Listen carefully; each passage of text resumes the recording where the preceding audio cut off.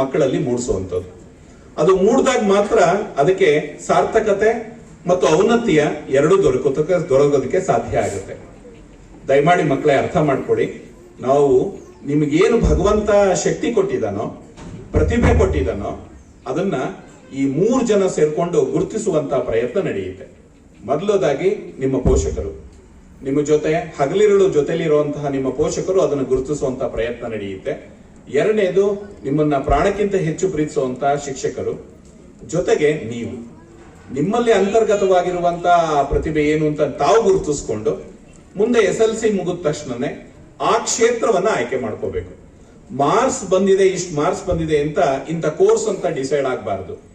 ಮುಖ್ಯವಾಗಿ ಡಿಸೈಡ್ ಆಗ್ಬೇಕಾರೋದು ನಿಮ್ಮ ಅಭಿರುಚಿ ಏನು, ನಿಮ್ಮ ಆಸಕ್ತಿ ಕ್ಷೇತ್ರ ಏನು, ಭಗವಂತ ಕೊಟ್ಟಿರುವಂತಹ ಚೈತನ್ಯತೆ ಏನು, ಇದನ್ನ ಅರ್ಥ ಮಾಡಿಕೊಂಡು ಆ ಕ್ಷೇತ್ರದಲ್ಲೇ ನೀವು ಮುಂದುವರಿಬೇಕು. ಯಾಕೆಂದ್ರೆ ಜಗತ್ತಿಗೆ ಸಮಾಜಕ್ಕೆ ಬೇಕಾಗಿರೋದು ಎಲ್ಲ ಕ್ಷೇತ್ರಗಳಲ್ಲೂ ಕೆಲಸ ಮಾಡೋರೇ ಹೊರತು ಕೇವಲ 2-3 ಕ್ಷೇತ್ರಗಳಲ್ಲಿ ಕೆಲಸ ಮಾಡುವಂತ ಪ್ರತಿಭಾಶಾಲಿಗಳಲ್ಲ.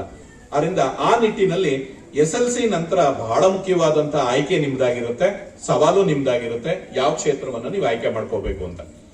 ಆದ್ರೆ SSLC ಅನ್ನೋದು ಎಷ್ಟು ಮುಖ್ಯ ಅನ್ನೋದಕ್ಕೆ ಒಂದೇ ಒಂದು ಉದಾಹರಣೆ ಕೊಡೋದಾದ್ರೆ, ನೀವು ಶಾಲಾ ಹಂತದಲ್ಲಿ ನಿಮ್ಮನ್ನು ನೀವು ಗುರುತಿಸ್ಕೊಂಡಿರ್ಬೋದು, ಇಡೀ ಟಾಪರ್ ಆಗಿರ್ಬೋದು, ಸ್ಕೂಲ್ಗೆ ಟಾಪರ್ ಆಗಿರ್ಬೋದು.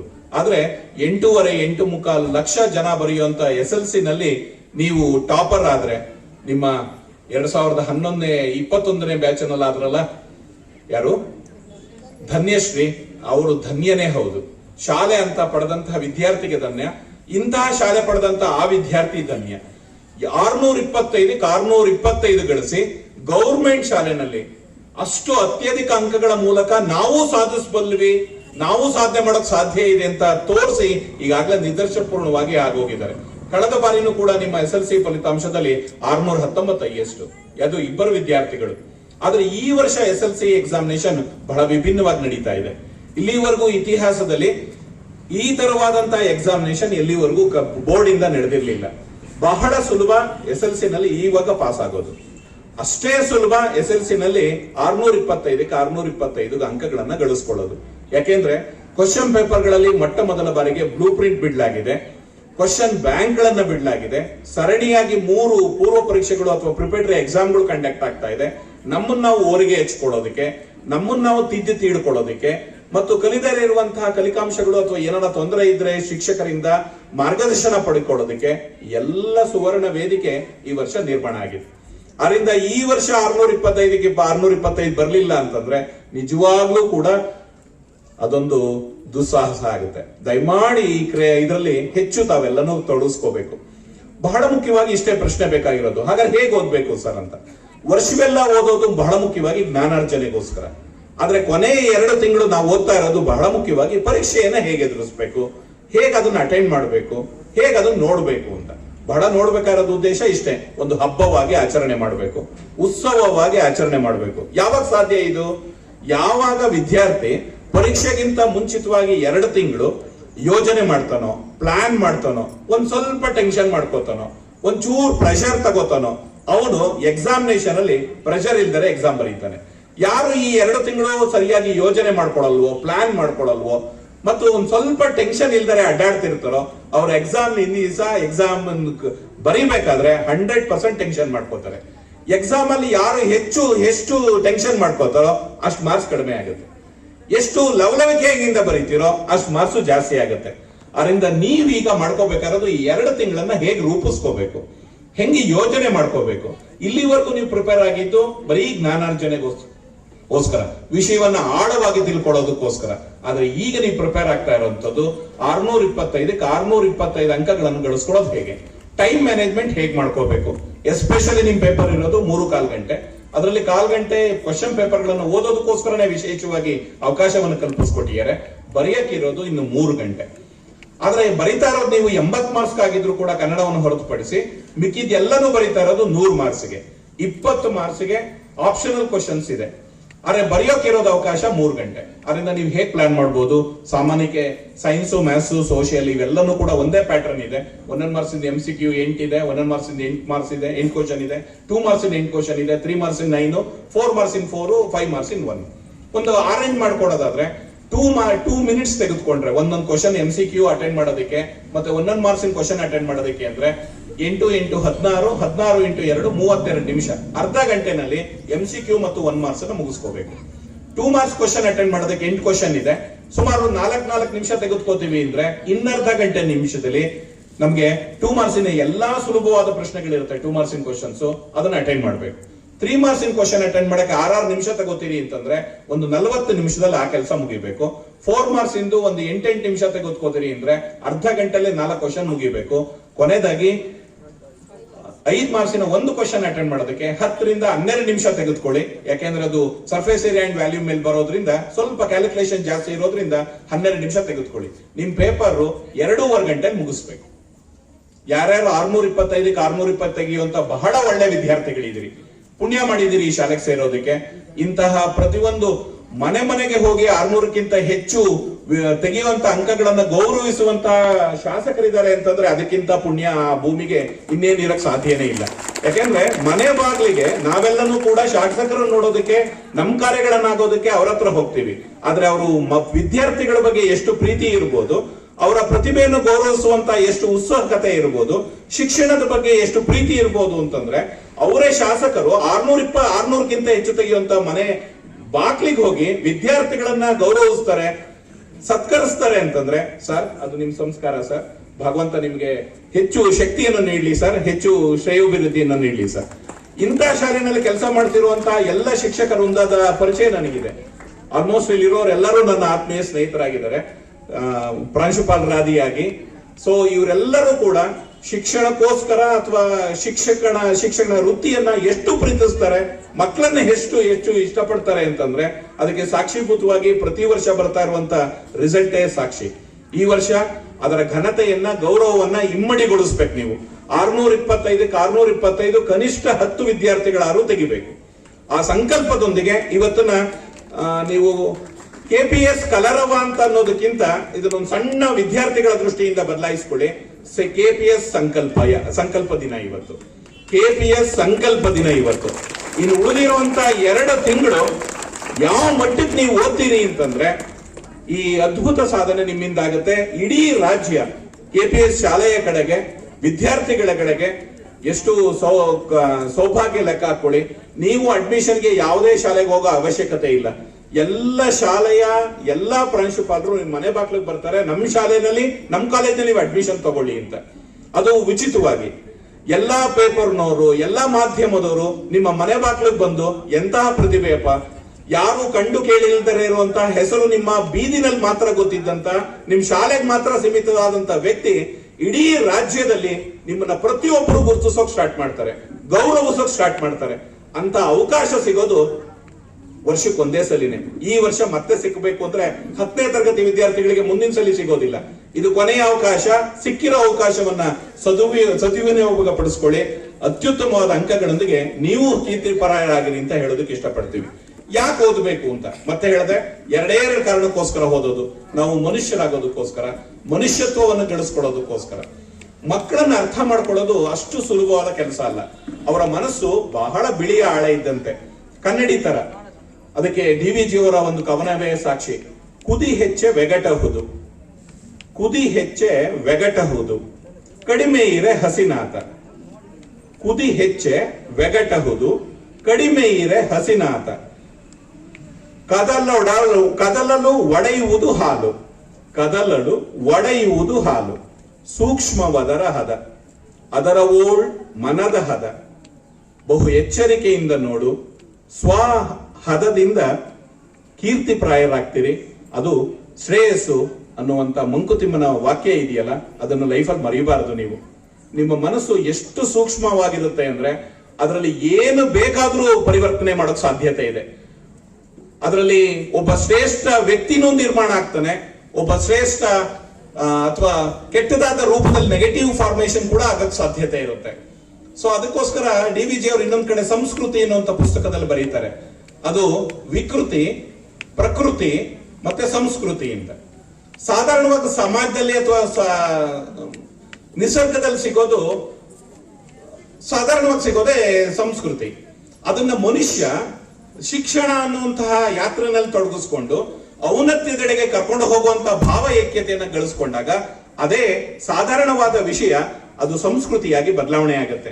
ಕೇವಲ ಪ್ರಕೃತವಾಗದಂತಹ ವ್ಯಕ್ತಿಗತವಾದಂತಹ ವ್ಯಕ್ತಿಗಳಲ್ಲ, ಸಾಧಾರಣ ವಿಷಯಗಳಲ್ಲ, ಸಂಸ್ಕೃತಿಯ ಔನ್ನತ್ಯತೆಯನ್ನ ಪಡ್ಕೊಳ್ಳೋದಕ್ಕೆ ಬೇಕಾಗಿರುವಂತದ್ದು ಈ ಸುಂದರವಾದಂತಹ ಶಿಕ್ಷಣ ವ್ಯವಸ್ಥೆ. ಅದರೊಟ್ಟಿಗೆ ಒಡಗೂಡಿಗಿದ್ದೀರಿ. ಅದನ್ನೇನಾದ್ರೂ ಸಮರ್ಪಕವಾಗಿ ನೀವು ಬಳಸ್ಕೊಂಡರೆ ಇದ್ರೆ, ಅದರ ಮನಪರಿವರ್ತನೆ ನಿಮ್ಮಲ್ಲಿ ಆಗದರೆ ಇದ್ರೆ, ಅದು ವಿಕೃತದೆಡೆಗೂ ಕೂಡ ಸಾಧ್ಯವಾಗುತ್ತೆ, ಸಮಾಜಕ್ಕೆ ಕಂಟಕಪ್ರಾಯವಾಗುತ್ತೆ. ಆ ರೀತಿ ಯಾವುದೇ ಭಾವಗಳು, ಯಾವುದೇ ಬದುಕು ನಮ್ದಾದಂತೆ ನೋಡ್ಕೊಳ್ಳುವಂತಹ ಕಂಕಣ ಬದ್ಧತೆ ನಮ್ದಾಗಿರ್ಲಿ. ಡಿ.ವಿ.ಜಿ ಅವರು ಜೀವನದ ಸಾರ್ಥಕತೆಗೆ ಬಹಳ ಮುಖ್ಯವಾದಂತಹ 3 ಮಂತ್ರಗಳನ್ನ ಹೇಳ್ಕೊಟ್ಟಿದ್ದಾರೆ. ಒಂದು, ಜೀವನೋತ್ಸಾಹ. ಎಷ್ಟು ನಮ್ಮಲ್ಲಿ ಪುಟಿದೇಳುವ ಚೈತನ್ಯ ಇರಬೇಕು ಅಂತಂದ್ರೆ ಆಯ್ತಾ, ದಿನನೂ ಕೂಡ ಸಂಭ್ರಮಿಸ್ಬೇಕು. ಯಾಕೆಂದ್ರೆ ಭಗವಂತ ನೀಡ್ತಾ ಇರುವಂತ ಪ್ರತಿ ಕ್ಷಣ ದೇವರು ಕೊಟ್ಟಿರುವಂತ ಅತ್ಯುತ್ತಮವಾದ ಕೊಡುಗೆ ಮತ್ತು ಭಿಕ್ಷೆ, ಎರಡೂ ಸಹ ಅತ್ಯುತ್ತಮ ಕೊಡುಗೆ ಮತ್ತೆ ಭಿಕ್ಷೆ. ಪ್ರತಿ ಕ್ಷಣವನ್ನ, ಯಾಕೆಂದ್ರೆ ದಿನ ಕಣ್ಣು ಮುಚ್ಚಿಕೊಳ್ಳುವಂತ ಇದರಲ್ಲಿ ನಾಳೆ ಕಣ್ತೆಗೆಯೋದ್ರಲ್ಲಿ 3 ಲಕ್ಷ ಜನ ಕಣ್ತೆಗೆಯೋದಿಲ್ಲ. ದಿನಕ್ಕೆ ಸಾಯುವವರ ಸಂಖ್ಯೆ ಜಗತ್ನಲ್ಲಿ 3 ಲಕ್ಷ ಜನ. ಭಗವಂತ ಎಷ್ಟು ಸುಂದರವಾದಂತಹ ಬದುಕನ್ನ ಕೊಟ್ಟಿದ್ದಾನೆ, ಪ್ರೋತ್ಸಾಹ ನೀಡುವಂತ ತಂದೆ ತಾಯಿಗಳನ್ನ ಕೊಟ್ಟಿದ್ದಾನೆ, ಕ್ಲಾಸ್ ಬರೋದಕ್ಕೆ ಪೂರಕವಾದಂತಹ ವಾತಾವರಣ ಕಲ್ಪಿಸ್ಕೊಟ್ಟಿದ್ದಾರೆ. ಸರ್ಕಾರ ಅಂತೂ ಪ್ರತಿ ಒಂದನ್ನು ಕೂಡ ಒಂದೂ ಬಿಡದರೆ ಏನು ಒಬ್ಬ ಮಗುಗೆ ಸಲ್ಲಬೇಕಾಗಿರುವಂತಹ ಎಲ್ಲಾ ಸವಲತ್ತುಗಳನ್ನ ಕೊಡೋದಕ್ಕೆ ಕಂಕಣಬದ್ಧವಾಗಿದೆ. ಮುಂದೆ KPSC ಶಾಲೆಗಳನ್ನ ಮಾದರಿ ಶಾಲೆಗಳನ್ನಾಗಿ ಮಾಡ್ತಾ ಇದೆ ಸರ್ಕಾರ. ಸುಮಾರು 2-3 ಕೋಟಿ ರೂಪಾಯಿಗಳು ಒಂದೊಂದು ಶಾಲೆಗೂ ಬರಲಿದೆ. ಈ ಎಲ್ಲ ಪೂರಕಗಳನ್ನ ಬಳಸ್ಕೊಂಡು ನಾವು ಎಷ್ಟು ತನ್ಮಯತೆಯಿಂದ, ಎಷ್ಟು ಕ್ರಿಯಾಶೀಲೆಯಿಂದ ಕೆಲಸ ಮಾಡ್ತೀವಿ ಅನ್ನೋದು ಮಕ್ಕಳಿಗೆ ಬಹಳ ಮುಖ್ಯ. ಯಾಕೆಂದ್ರೆ 2 ಪದಗಳಿವೆ, ಒಂದು ಯೋಗ, ಇನ್ನೊಂದು ಕರ್ಮಯೋಗ ಅಂತ. ಮಾಡ್ಬೇಕಾಗಿರೋ ಕೆಲಸಕ್ಕೆ ಯೋಗ ಅಂತ ಕರಿತೀವಿ. ಎಲ್ಲರೂ ನೀವು ಇವಾಗ ಮಾಡ್ಲೇಬೇಕು, ನೀವು ಓದ್ಬೇಕು, ತಂದೆ ತಾಯಿ ತುಂಬಾ ಚೆನ್ನಾಗಿ ನಿಮ್ಮನ್ನು ಮನವರಿಕೆ ಮಾಡಿಕೊಟ್ಟು ಊಟ ತಿಂಡಿಗಳನ್ನ ವ್ಯವಸ್ಥೆ ಮಾಡ್ತಾರೆ, ಅಥವಾ ಅವರು ಕೆಲಸಕ್ಕೆ ಹೋಗ್ಬೋದು. ತಂದೆ ಅವರೆಲ್ಲ ಮಾಡ್ತಿರೋದು ಬರೀ ಯೋಗ ಅಂತ ಮಾಡ್ತಾ ಇಲ್ಲ, ಕರ್ಮಯೋಗ ಅಂತ ಮಾಡ್ತಾ ಇದ್ದಾರೆ. ಯಾಕೆಂದ್ರೆ ತಾಯಿ ಎಷ್ಟು ಗಮನಿಸಿರ್ತೀರಿ ನೀವು, ಜೀವನ ಪರ್ಯಂತ ನಿಮ್ಗೆ ಸಣ್ಣ ತಲೆನೋವು ಬಂದ್ರೆ ರೆಸ್ಟ್ ತಗೋತೀರಿ. ತಾಯಿ ಪಾಪ ವರ್ಷದಲ್ಲಿ ಒಂದ್ ದಿವಸನೂ ಕೂಡ ತನಗೆ ಏನೇ ಜ್ವರ ಬರ್ಲಿ ಮತ್ತೊಂದಾಗ್ಲಿ ನಿಮ್ಗೋಸ್ಕರ ಎಷ್ಟು ಪ್ರೀತಿಯಿಂದ ಅಡಿಗೆ ಮಾಡಿ ಹಾಕ್ತಾರೆ. ಒಂದ್ ದಿವಸನೂ ಕೂಡ ತಪ್ಪಿಸ್ಕೊಡೋದಿಲ್ಲ ತನ್ನ ಕರ್ಮಯೋಗವನ್ನ. ತಂದೆ ಒಂದ್ ದಿವಸನೂ ಕೂಡ ಬೇಜಾರ್ ಮಾಡ್ಕೊಂಡ್ರೆ ತನ್ನ ಕಾಯಕ ಯೋಗವನ್ನ ಮುಂದುವರಿಸಿಕೊಂಡು ನಿಮ್ಗೋಸ್ಕರ ದುಡಿತಾರೆ. ಆದ್ರೆ ವಿದ್ಯಾರ್ಥಿಗಳು ತಾವು ಮಾಡ್ಬೇಕಾಗಿರುವಂತಹ ಕೆಲಸವನ್ನ ಕೇವಲ ಕರ್ಮ ಅಂತ ತಿಳ್ಕೊಂಡರೆ, ಅದೊಂದು ಕರ್ಮ ಯೋಗ, ಅದೊಂದು ಭಗವನ್ಗೆ ಸಲ್ಪಿಸ್ತಾ ಇರುವಂತಹ ಒಂದು ಪೂಜೆ ಅಂತ ಭಾವಿಸ್ಕೊಂಡು ದಿನ ಖುಷಿಯಾಗಿ ಸಂತೋಷವಾಗಿ ಕ್ಲಾಸಿಗೆ ಬಂದು ಟೀಚರ್ ಹೇಳ್ಕೊಡೋದನ್ನೆಲ್ಲ ತನ್ಮಯತೆಯಿಂದ ಕೇಳಿ ಆಸಕ್ತಿಯನ್ನ ಗೊಳಿಸ್ಕೊಂಡು ತಮ್ಮಲ್ಲಿರುವಂತಹ ಪ್ರತಿಭೆಯನ್ನ ತಾವು ಗುರುತಿಸ್ಕೊಂಡು ಅದನ್ನು ಪೋಷಣೆಗೆ ಬೇಕಾದಂತಹ ಸಹಾಯವನ್ನ ಎಲ್ಲರಿಂದ ಪಡ್ಕೊಂಡು ಚೈತನ್ಯ ಮೂರ್ತಿಗಳಾಗಿ ಬೆಳಗುವಂತಹ ಸಂಸ್ಕಾರಯುತ ಬದುಕು ನಿಮ್ದಾಗಿರ್ಬೇಕು. ತಾಯಿ ತಂದೆಗಳು ಈಚೆ ಕಡೆ ನಿಮ್ಮನ್ನ ಈಚೆ ಕಡೆ ಕಳಿಸಿದ ತಕ್ಷಣ 4 ಕಣ್ಣುಗಳು ನಿಮ್ಮನ್ನ ಆಸೆಯಿಂದ ನೋಡ್ತಾ ಇರುತ್ತವೆ. ತಾವು ಗಳಿಸದೇ ಇರುವಂತಹ ಸಂಪತ್ತು, ತಾವು ಸಾಧಿಸದೇ ಆಗದೇ ಇರುವಂತಹ ವಿಷಯಗಳನ್ನ ನನ್ನ ಮಗ ಅಥವಾ ಮಗಳು ಹೋಗಿ ಸಂಪಾದನೆ ಮಾಡೋಕ್ ಸಾಧ್ಯ ಆಗ್ತಾ ಇದೆ, ಸಂಪಾದನೆ ಮಾಡಕ್ ಹೋಗ್ತಾ ಇದ್ದಾಳೆ, ಅತ್ಯಂತ ಕೀರ್ತಿ ಪ್ರಾಯರಾಗ್ತಾಳೆ, ಔನ್ನತ್ಯೋನ್ನತ್ಯವಾದಂತಹ ಹುದ್ದೆಗಳನ್ನ ಅಲಂಕರಿಸ್ತಾಳೆ, ಇಡೀ ಸಮಾಜ ಅವಳನ್ನ ಗುರುತಿಸುವಂತ, ಗೌರವಿಸುವಂತ ಮೇರು ವ್ಯಕ್ತಿತ್ವ ಆಕೆಯದಾಗುತ್ತೆ ಅನ್ನುವಂತಹ ಆಶಾಕಿರಣದೊಂದಿಗೆ ನಿಮ್ಮನ್ನ ಶಾಲೆ ಕಳಿಸ್ತಾ ಇದ್ದಾರೆ. ಅವರ ಆಸೆಗಳಿಗೆ, ಅವರ ಆಕಾಂಕ್ಷೆಗಳಿಗೆ ಚ್ಯುತಿ ಬರದಂತೆ ನಿಮ್ಮ ಕರ್ತವ್ಯ ಪ್ರಜ್ಞೆಯನ್ನ ಮರಿದರೆ ನಿಸ್ಪೃಹತೆಯಿಂದ ಇವತ್ತಿನಿಂದ ಇನ್ನು 2 ತಿಂಗಳ ಕಾಲ ಒಂದು ಪಕ್ಕಾ ಯೋಜನೆ ಇರಲಿ. ಸಾಧ್ಯವಾದರೆ ಈ ಕೆಲಸ ದಯಮಾಡಿ ಎಲ್ಲರೂ ಕೂಡ ನಿಮಗೆ ಬೇಕಾಗಿರುವಂತಹ ಇಂಪಾರ್ಟೆಂಟ್ ನೋಟ್ಸ್ ಏನಿದೆ ಅದು ಸುಮಾರು ಎಷ್ಟೊಂದು ದೊಡ್ಡದಾಗಿದ್ರು ಕೂಡ 1 ಪೇಜ್ ಇಡಿಸ್ಕೊಡಿ, ಶಾರ್ಟ್ ನೋಟ್ ಮಾಡ್ಕೊಳ್ಳಿ. ನೀವು ಓದುವಂತ ರೂಮ್ ನಲ್ಲಿ ಸುತ್ತಲೂ ಕೂಡ ಕಾರ್ನರ್ ಮಾಡ್ಕೊಳ್ಳಿ, 6 ಕಾರ್ನರ್ ಮಾಡ್ಕೊಳ್ಳಿ, 6 ಸಬ್ಜೆಕ್ಟ್ಗೂ ಕೂಡ. ಅದರ ಮುಖ್ಯಾಂಶಗಳನ್ನೆಲ್ಲ ಬರೀರಿ, ಮುಕ್ತ ಆಗ್ತಾ ಇರಿ. ಯಾಕೆಂದ್ರೆ ಮೆದುಳಿನಲ್ಲಿ 2 ಬಹಳ ಮುಖ್ಯವಾದಂತ ಭಾಗ, ಒಂದು ಕಾನ್ಶಿಯಸ್ನೆಸ್, ಇನ್ನೊಂದು ಸಬ್ ಕಾನ್ಶಿಯಸ್ನೆಸ್. ನಾವು ಯಾವ್ದಾರ ಫಿಲಂ ನೋಡ್ಕೊಂಡು ಬಂದ್ರೆ ರಾತ್ರಿ ಬೇಡ ಅಂದ್ರೂ ಆ ಫಿಲಂ ಹೇಗೆ ನಮ್ಮನ್ನು ಗುನ್ಗುನಾಯಿಸ್ತಾ ಇರುತ್ತೋ ಹಾಗೆ ರಾತ್ರಿ ಮಲಗಬೇಕಾದ್ರೆ ಬಹಳ ಮುಖ್ಯವಾದ ಏನು ವಿಷಯಗಳೇನಿರುತ್ತೋ ಅವನ್ನೆಲ್ಲ ಒಂದ್ಸಲಿ ಸ್ಮರಣೆ ಮಾಡ್ಕೊಂಡು ಮೆಮೊರಿಗೆ ತಗೊಂಡು ಮಲಿಕೊಂಡ್ರೆ ಅವು ಬೇಡ ಅಂದ್ರೂ ನಮ್ಮ ಸಬ್ ಕಾನ್ಶಿಯಸ್ ಲೆವೆಲ್ ಅಲ್ಲಿ ಯೋಚನೆ ಮಾಡ್ತಾ ಇರುತ್ತೆ. ಬೆಳಗ್ಗೆ ಎದ್ದ ತಕ್ಷಣ ಇನ್ನೊಂದ್ಸಲಿ ಸ್ಮರಣೆ ಮಾಡ್ಕೊಳ್ಳೋಣ. ಓದೋದನ್ನ ಹಾರ್ಡ್ ವರ್ಕ್ ಗಿಂತ ಬಹಳ ಮುಖ್ಯವಾಗಿ ಬೇಕಾಗಿರೋದು ಸ್ಮಾರ್ಟ್ ವರ್ಕ್, ತುಂಬಾ ಬೇಕಾಗಿರೋದು ಸ್ಮಾರ್ಟ್ ವರ್ಕ್. ತುಂಬಾ ಹೆಚ್ಚು ವಿದ್ಯಾರ್ಥಿಗಳು ವಿಪರೀತ ಓದ್ತಾರೆ, ಕಡಿಮೆ ಪ್ರಮಾಣದಲ್ಲಿ ನಾಪಿಸ್ಕೋತಾರೆ.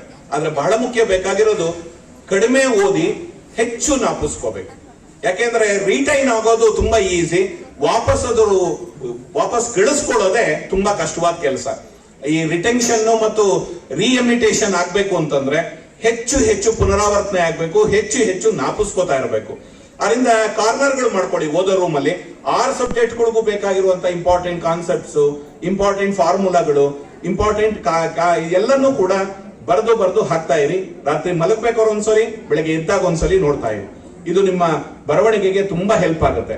ಈ ವರ್ಷ ಬರಿತಾ ಇರುವಂತಹ 3 ಪ್ರಿಪೇಟರಿ ಎಕ್ಸಾಮಿನೇಷನ್ ಗಳನ್ನ ತುಂಬಾ ಪ್ರಾಮಾಣಿಕತೆಯಿಂದ ಬರೀರಿ.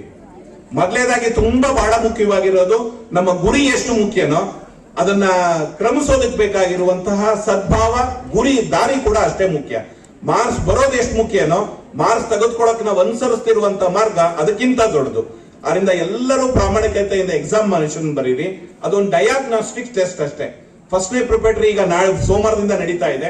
ಇದು ಏನು ಅಂತಂದ್ರೆ, ನೀವು ಬರವಣಿಗೆನಲ್ಲಿ ಏನಾದ್ರು ಎಡುತ್ತಾ ಇದ್ದೀರಿ, ಎಲ್ಲೆಲ್ಲಿ ಲೋಪ ಆಗ್ತಾ ಇದೆ, ಎಲ್ಲೆಲ್ಲಿ ಕಾನ್ಸೆಪ್ಚುಯಲ್ ಎರರ್ಸ್ ಇದೆ, ಬರವಣಿಗೆ ಇನ್ನೂ ಉತ್ತಮಪಡಿಸ್ಕೊಳ್ಳೋದು ಹೇಗೆ, ಟೈಮ್ ಮ್ಯಾನೇಜ್ಮೆಂಟ್ ಹೇಗೆ ಮಾಡ್ಕೋಬೇಕು, ಇದರೆಲ್ಲರ ಸಮಗ್ರ ಚಿತ್ರಣವನ್ನು ಪಡೆಯೋದಕ್ಕೋಸ್ಕರ ಒಂದು ಡಯಾಗ್ನಾಸ್ಟಿಕ್ ಟೆಸ್ಟ್ ಆಗಿ ಒಂದು ಎಕ್ಸಾಮಿನೇಷನ್ ಬರೀತಾ ಇದ್ದೀರಿ. ಇದನ್ನ ಪೇಪರ್ ಅನ್ನ ಪ್ರತಿಯೊಂದು ಅಂಶವನ್ನ ಇಟ್ಕೊಂಡು ಶಿಕ್ಷಕರ ಜೊತೆ ಡಿಸ್ಕಸ್ ಮಾಡಿ ಅವ್ರು ನಿಮ್ಗೆ ಒಳ್ಳೆ ಮಾರ್ಗದರ್ಶನ ನೀಡ್ತಾರೆ. KPS ಶಾಲೆ ಬಹಳ ಅಜರಾಮರವಾಗಿ ತುಂಬಾ ಎತ್ತರಕ್ಕೆ ಪ್ರತಿ ವರ್ಷ ಬೆಳಗ್ತಾ ಇದೆ. ಈ ವರ್ಷ 625 ಅಂಕಗಳೊಂದಿಗೆ 100% ರಿಸಲ್ಟ್ ನೊಂದಿಗೆ ಇಡೀ ರಾಜ್ಯದಲ್ಲಿ ತನ್ನ ಘನತೆಯನ್ನ ಇನ್ನೂ ಹೆಚ್ಚು ಮೇರು ಶಿಖರಕ್ಕೆ ಏರಿಸುವಂತಾಗ್ಲಿ, ನಿಮ್ಮೆಲ್ಲರ ಭವಿಷ್ಯ ಹಸನಾಗ್ಲಿ, ನಿಮ್ಮ ಎಲ್ಲರ ಘನ ಉದ್ದೇಶ ಈಡೇರುವಂತಾಗ್ಲಿ ಅನ್ನೋ ಆಶಯದೊಂದಿಗೆ ಕೊನೆಯ ಮಾತು ಹೇಳಿ ನಾನು ಮುಗಿಸ್ತೀನಿ. ದ.ರಾ ಬೇಂದ್ರೆ ಅವರು 4 ತಂತಿ ಅಂತ ನಿಮ್ಗೆಲ್ಲ ಗೊತ್ತಿರಬಹುದು. ಬಹಳ ಅತ್ಯುತ್ತಮವಾದ ಕೃತಿ ಶೈಲಿಯನ್ನು ನಮಗೆ ಕೊಟ್ಟಿದ್ದಾರೆ. ಅದ್ರ ಮುಖಾಂತರ ಜ್ಞಾನಪೀಠ ಪ್ರಶಸ್ತಿ ಕೊಡಕ್ ಬರ್ಕೊಂಡ್ರು. ತಂತಿಗೆ ಹೇಗೆ 4 ವೀಣೆಗೆ ಹೇಗೆ 4 ತಂತಿಗಳು ಬಹಳ ಮುಖ್ಯನೋ, ಜೀವನಕ್ಕೆ 4 ವಿಷಯಗಳು ಬಹಳ ಮುಖ್ಯ. ಒಂದು ನೀನು, ನಾನು, ಆನು, ತಾನು. ನೀನು ಭಗವಂತನ ನಾವೆಲ್ಲನೂ ಏನು ಹೊರಗಡೆ ತೋರಿಸ್ತಾ ಇದೀವೋ ಆ ರೀತಿ ನೋಡೋ ಅಂಥದ್ದು. ನಾನು ಒಳಗಡೆ ಅಂತರ್ಗತವಾಗಿ ನಾನು ಬೇರೆ ಆಗಿರ್ಬೋದು, ಹೊರಗಡೆ ತೋರಿಸೋದಕ್ಕೆ ಒಂದು ಮಾತಾಡ್ತಿರ್ಬೋದು ನನ್ನ ವ್ಯಕ್ತಿತ್ವ, ಬಟ್ ನನ್ನ ಅಂತರ್ಗತ ವ್ಯಕ್ತಿತ್ವ ಬೇರೆನೆ ಆಗಿರ್ಬೋದು. ಆನು ಅಂದ್ರೆ ನೀವೆಲ್ಲ ನೋಡುವಂತ ವ್ಯಕ್ತಿತ್ವ ಬೇರೆ ಆಗಿರ್ಬೋದು. ಆದ್ರೆ ಭಗವಂತ ನಮ್ಮನ್ನು ಕಳಿಸಿರೋದು ಒಂದು ವಿಶೇಷ ಶಕ್ತಿ ಕೊಟ್ಟು, ಇವನಿಂದ ಈ ಕಾರ್ಯ ಆದ್ರೆ ಜಗತ್ತಿಗೆ ಒಳ್ಳೇದಾಗತ್ತೆ ಅನ್ನೋ ದೃಷ್ಟಿಯಿಂದ ನಮ್ಮನ್ನ ವ್ಯವಸ್ಥಾಪಕರು ಅಥವಾ ಮ್ಯಾನೇಜರ್ ಅಂತ ಇಟ್ಕೊಂಡು ಬುದ್ಧಿ ಆಗ್ಲಿ, ಶಕ್ತಿ ಆಗ್ಲಿ, ಹಣ ಆಗ್ಲಿ, ಅಧಿಕಾರ ಆಗ್ಲಿ ಇವೆಲ್ಲವನ್ನ ಕೊಟ್ಟು ಕಳಿಸಿರ್ತಾನೆ. ಅದನ್ನ ವಿನಿಯೋಗ ಪಡಿಸ್ಕೊಂಡ್ರೆ ಇವು 4 ಒಂದೇ ಆಗ್ಬೇಕು, ಬೇರೆ ಬೇರೆ ಆಗ್ಬಾರ್ದು. ಅಂದ್ರೆ ಭಗವಂತ ನಮ್ಮನ್ನು ಯಾವ ಉದ್ದೇಶದಿಂದ ಕಳಿಸಿದನೋ ಹೊರಗಡೆ ಜಗತ್ತಿಗೂ ಅದೇ ನಾವು ಆಗಿ, ಒಳಭಾಗದಲ್ಲೂ ಅದೇ ಆಗಿ, ಹೊರ ಜಗತ್ತಿಗೂ ಎಲ್ಲಾ ತರದಲ್ಲೂ ಕೂಡ ಅದೇ ವ್ಯಕ್ತಿತ್ವ ರೂಪಣೆಯಾಗಿ ಒಂದೇ ವ್ಯಕ್ತಿತ್ವವನ್ನು ಗಳಿಸ್ಕೊಂಡು ಬೇರೆ ಒಳಗೊಂದು ಹೊರಗೊಂದು ಇಲ್ದರೆ ಸಂಕಲ್ಪ ಯಾತ್ರದಲ್ಲಿ ಅತ್ಯಂತ ಶ್ರೇಷ್ಠ ಮಟ್ಟದಂತ ಜೀವನವನ್ನು ನಡೆಸುವಂತ ಔನ್ನತ್ಯದ ಬದುಕು ತಮ್ಮೆಲ್ಲರದು ಆಗ್ಲಿ ಅಂತ ಶುಭ ಹಾರೈಕೆಗಳೊಂದಿಗೆ ನನ್ನನ್ನು ಪ್ರೀತಿಯಿಂದ ಇಲ್ಲಿ ಕರೆಸ್ಕೊಂಡಿದ್ದಕ್ಕೆ ಎಲ್ಲ ಶಿಕ್ಷಕರೊಂದಕ್ಕೆ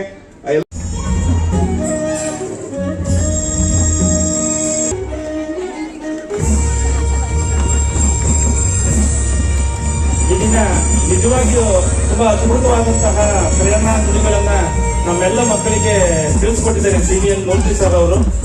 ನಮಗೆ ಖಂಡಿತವಾಗ್ಲೂ ಎಲ್ಲ ನಮ್ಮ ಟೀಮ್ KPS ಪರವಾಗಿ ತುಂಬ ಹೃದಯದ ಧನ್ಯವಾದಗಳನ್ನ ಮತ್ತೊಮ್ಮೆ ಅರ್ಪಿಸ್ತಾ ಇದ್ದೇನೆ. ಜೋರಾದ ಚಪ್ಪಾಳೆಯನ್ನ ಪಠ್ಯೇತರ ಚಟುವಟಿಕೆಗಳು ಕಡಿಮೆ ಆಗಬೇಕು, ಪಠ್ಯದ ಕಡೆ ಗಮನ ಕೊಡಬೇಕು. ಇನ್ನ ಪರೀಕ್ಷೆ ಹತ್ರ ಬರ್ತಾ ಇದೆ, ಪರೀಕ್ಷೆಗೆ ತಯಾರಿ ಮಾಡ್ತಕ್ಕಂಥದ್ದು ಬಹಳ ಮುಖ್ಯ ಆಗ್ತದೆ.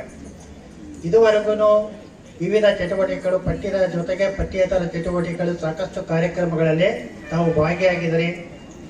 ರಾಜ್ಯ ಮಟ್ಟಕ್ಕೂ ಸಹ ಹಲವಾರು ಮಕ್ಕಳು ಹೋಗಿ ಬಂದಿದ್ರಿ. ಅದ್ರ ಜೊತೆ ಈಗ ಪಠ್ಯದ ಕಡೆಗೆ ಗಮನ ಕೊಡ್ತಕ್ಕಂಥದ್ದು ಬಹಳ ಮುಖ್ಯ ಆಗ್ತದೆ. ಆ ಕಡೆ ಗಮನ ಕೊಡಿ. ನಮ್ಮ ಇದು CVL ಸರ್ ಮೂರ್ತಿಯವರು ಹೇಳ್ತಾ, ಶಿಕ್ಷಣ ಅಂತಂದ್ರೆ ಬರೀ ಅಂಕಗಳ ಗಳಿಸ್ತಕ್ಕಂಥದ್ದಲ್ಲ ಅಂತೇಳಿ ಮಾರ್ಮಿಕವಾಗಿ ಹೇಳಿ. ಅದೇ ಶಿಕ್ಷಣ ಅಂತ ಹೇಳಿದ್ರೆ ಅರ್ಥ ಸಂಸ್ಕಾರವಂತರಾಗ್ತಕ್ಕಂಥದ್ದು.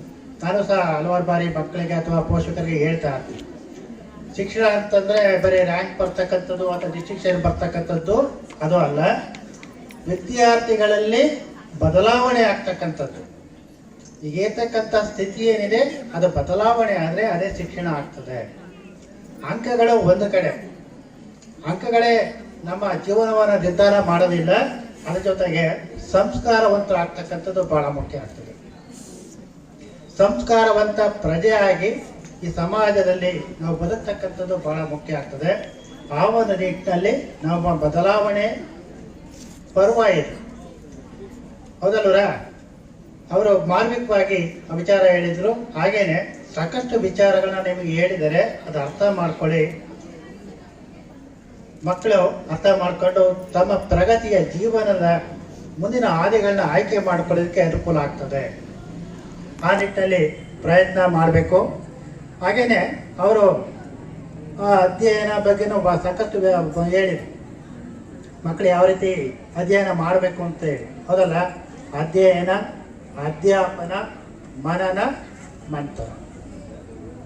ಬರೀ ಓದ್ತಕ್ಕಂಥದ್ದು ಅಧ್ಯಯನ ಆಗ್ತದೆ, ಮತ್ತೆ ಅದನ್ನು ರಿಪೀಟ್ ಮಾಡ್ತಕ್ಕ ಅಧ್ಯಾಪನ, ಮನನ, ಮತ್ತೆ ಮನಸ್ಸಿಗೆ ತಗೊಂಡು ಹೋಗ್ತಕ್ಕಂಥದ್ದು ಮಂಥನ. ಮಂಥನ ಅನ್ನೋದು ಹೇಳಿದ್ರು ಅವರು. ಅಂದ್ರೆ ಸಬ್ ಕಾನ್ಸಿಯಸ್ ಮೈಂಡ್ಗೆ ಹೋಗ್ತಕ್ಕಂಥದ್ದು ಮಂಥನ ಆಗ್ತದೆ. ಮಂಥನ ಅಂದ್ರೆ ಕಡಿತಕ್ಕಂಥದ್ದು ಅಂತ ಬರ್ತದೆ ಅರ್ಥ. ಅಂದ್ರೆ ರಿಪೀಟ್. ಎಷ್ಟು ಜನ ರಿಪೀಟ್ ಮಾಡ್ತೀವೋ ಅದು ನಮಗೆ ಮರೆತು ಹೋಗೋದಿಲ್ಲ. ಆ ಥರ ಕಲಿಕೆಯಲ್ಲಿ ಮಕ್ಕಳು ಸ್ಮಾರ್ಟ್ ಆಕ್ಟಿವಿಟಿ ಅಂದರೆ ಸ್ಮಾರ್ಟಾಗಿ ಕಲಿತಕ್ಕಂಥದ್ದನ್ನ ರೂಢಿಸ್ಕೋಬೇಕು ಅಂತಕ್ಕಂಥ ಮಾತನ್ನು ಸಹ ಹೇಳಿದೆ. ಸೊ ಈ ಒಂದು ನಿಟ್ಟಲ್ಲಿ ನೀವು ಪ್ರಯತ್ನ ಮಾಡಿ ಅಂತ ಹೇಳ್ತಾ, ಬಹಳ ಮುಖ್ಯವಾಗಿ ಮಕ್ಕಳ ಕಡೆ ಅರ್ಥ ಮಾಡ್ಕೋಬೇಕು.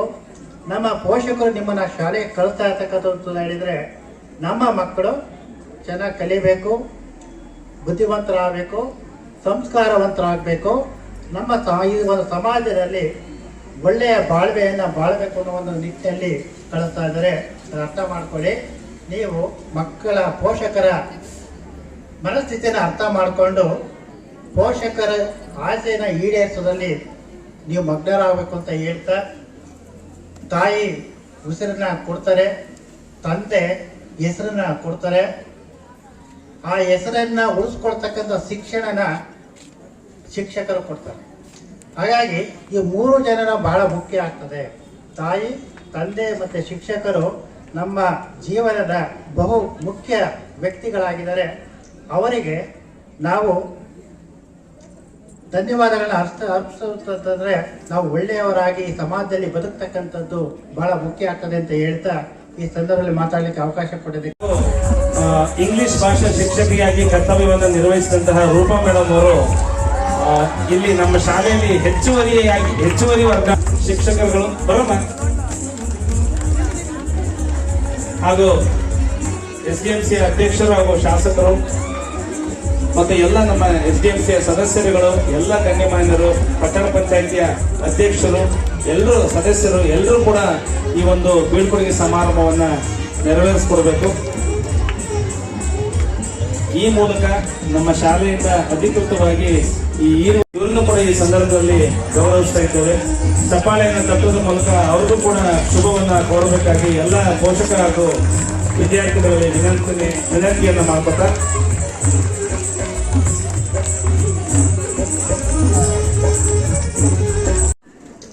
ನಾನು ಈ ಶಾಲೆಯಲ್ಲಿ 2024 ಜನವರಿ 5ಕ್ಕೆ ಜಾಯಿನ್ ಆದೆ. 2025 ಆಗಸ್ಟ್ 7ರಂದು ಇಲ್ಲಿ ರಿಲೀವ್ ಆಗಿ 8ಕ್ಕೆ ನಾನು ಏನು ಶಿಕ್ಷಕರ ತರಬೇತಿ ಸಂಸ್ಥೆ ಹೊಸದುರ್ಗ ಇಲ್ಲಿ ಉಪನ್ಯಾಸಕರಾಗಿ ಅಲ್ಲಿ ನಾನು ಸೇವೆಗೆ ಹಾಜರಾದೆ.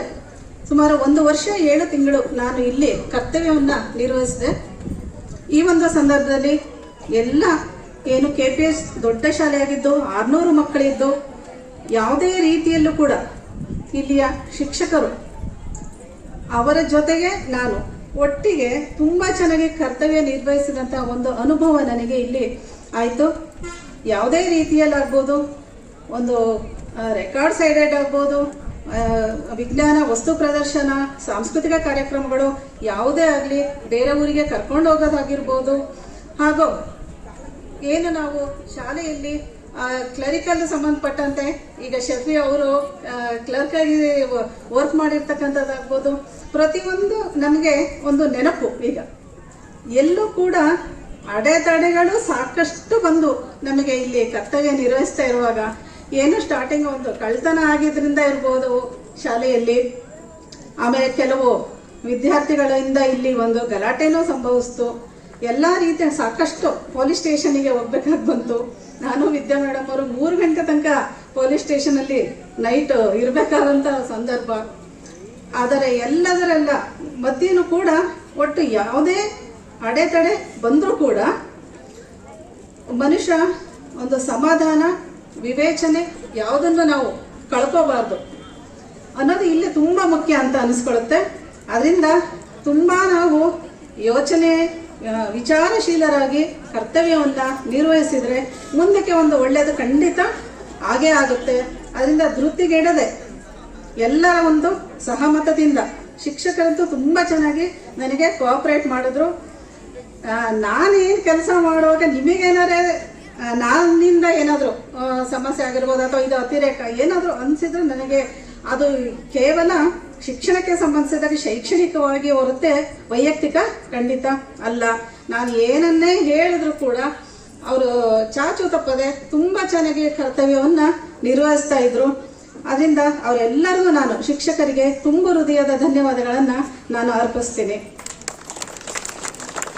ಹಾಗೂ ಏನು ಕ್ಲರಿಕಲ್ ಸಂಬಂಧಪಟ್ಟಂತೆ ಅಂತ ನಾನು ಹೇಳಿದೆ, ಶಫಿ ಆಗ್ಬೋದು ಮತ್ತೆ ಬಿಸಿ ಊಟಕ್ಕೆ ಸಂಬಂಧಪಟ್ಟ ಅಡುಗೆಯರು ಆಗ್ಬೋದು, ಎಲ್ಲರೂ ಅಷ್ಟೇ ತುಂಬಾ ಸಂತೋಷದಿಂದ ಏನೇ ಹೇಳೋದನ್ನು ಯಾವುದೂ ಒಂದು ನೆಗೆಟಿವ್ ಏನೂ ಬರಲಿಲ್ಲ. ಅಲ್ಲಿ ಒಂದು ಏನೇ ನಾನು ಹೇಳಿದ್ರು ಈಗಲೂ ಹೇಳೋದು ಅಷ್ಟೇನೆ. ಶಫಿ ಮತ್ತು ಏನು ಒಬ್ಬರೇ ಇಲ್ಲಿ ಡಿ ದರ್ಶನ ಪದೇ ಪದೇ ನಾನು ಸರ್ಗೂ ಹೇಳ್ತಾ ಇದ್ದೆ, ಈ ಶಾಲೆಗೆ ಇಷ್ಟೊಂದು ಸ್ಟ್ರೆಂತ್ ಇರ್ತಕ್ಕಂಥ ಶಾಲೆಗೆ ಇನ್ನೊಂದು ಕೋಟ ಸೂಪರ್ಡೆಂಟ್ದೊಂದು FDA ಒಂದು ಅಂತ ಹೇಳಿದ್ದಾರೆ. ಆದ್ರೆ ಇದೊಂದು KPS ಅನ್ನೋ ಒಂದು ಕಲ್ಪನೆ ತುಂಬಾ ಚೆನ್ನಾಗಿದೆ. ಆದ್ರೆ ಅದು ಮುಂದಕ್ಕೆ ಹೋಗ್ತಾ ಇಲ್ಲ. ಇದ್ದದ್ರಲ್ಲೇ ಅಲ್ಲೇ ಒದ್ದಾಡ್ತಾ ಇದೀವೇನೋ ಅಂತ ಅನ್ಸುತ್ತೆ. ಅದರಿಂದ ಈ ಶಾಲೆ ಇನ್ನೂ ತುಂಬಾ ಚೆನ್ನಾಗಿದೆ, ಮಕ್ಕಳು ತುಂಬಾ ಚೆನ್ನಾಗಿದ್ದಾರೆ, ಓದ್ತಾರೆ, ಪೋಷಕರು ಸ್ಪಂದಿಸ್ತಾರೆ, STMC ಅವರಂತೂ ತುಂಬಾ ಚೆನ್ನಾಗಿ ಸ್ಪಂದಿಸ್ತಾ ಇದ್ದಾರೆ.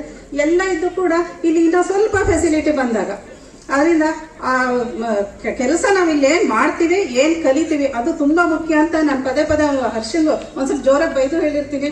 ಆದ್ರೆ ಅದನ್ನು ಕೂಡ ಶಫಿಗೂ ಅಷ್ಟೇ, ನೋಡಪ್ಪ ಏನ್ ಮಾಡಿದ್ರೆ ನೀನು ಮುಂದಕ್ಕೆ ಕಲಿಯೋದಕ್ಕೆ ತುಂಬಾ ಇದು ಅನುಕೂಲ ಆಗ್ತಕ್ಕಂಥದ್ದು ಅಂತ. 5-6 ಗಂಟೆ ತನಕ ನಾನು ಹರ್ಷ ಶಫಿ ಇದ್ದು ಇಲ್ಲಿ ವರ್ಕ್ ಮಾಡ್ತಾ ಇರುವಾಗ ಅವ್ರು ಯಾವತ್ತೂ ನೆಗೆಟಿವ್ ನಾವು ಮುಂದೆ ಹೋಗ್ತೀನಿ ಅಂತ ಹೋಗ್ತಿರ್ಲಿಲ್ಲ ಇದ್ದು.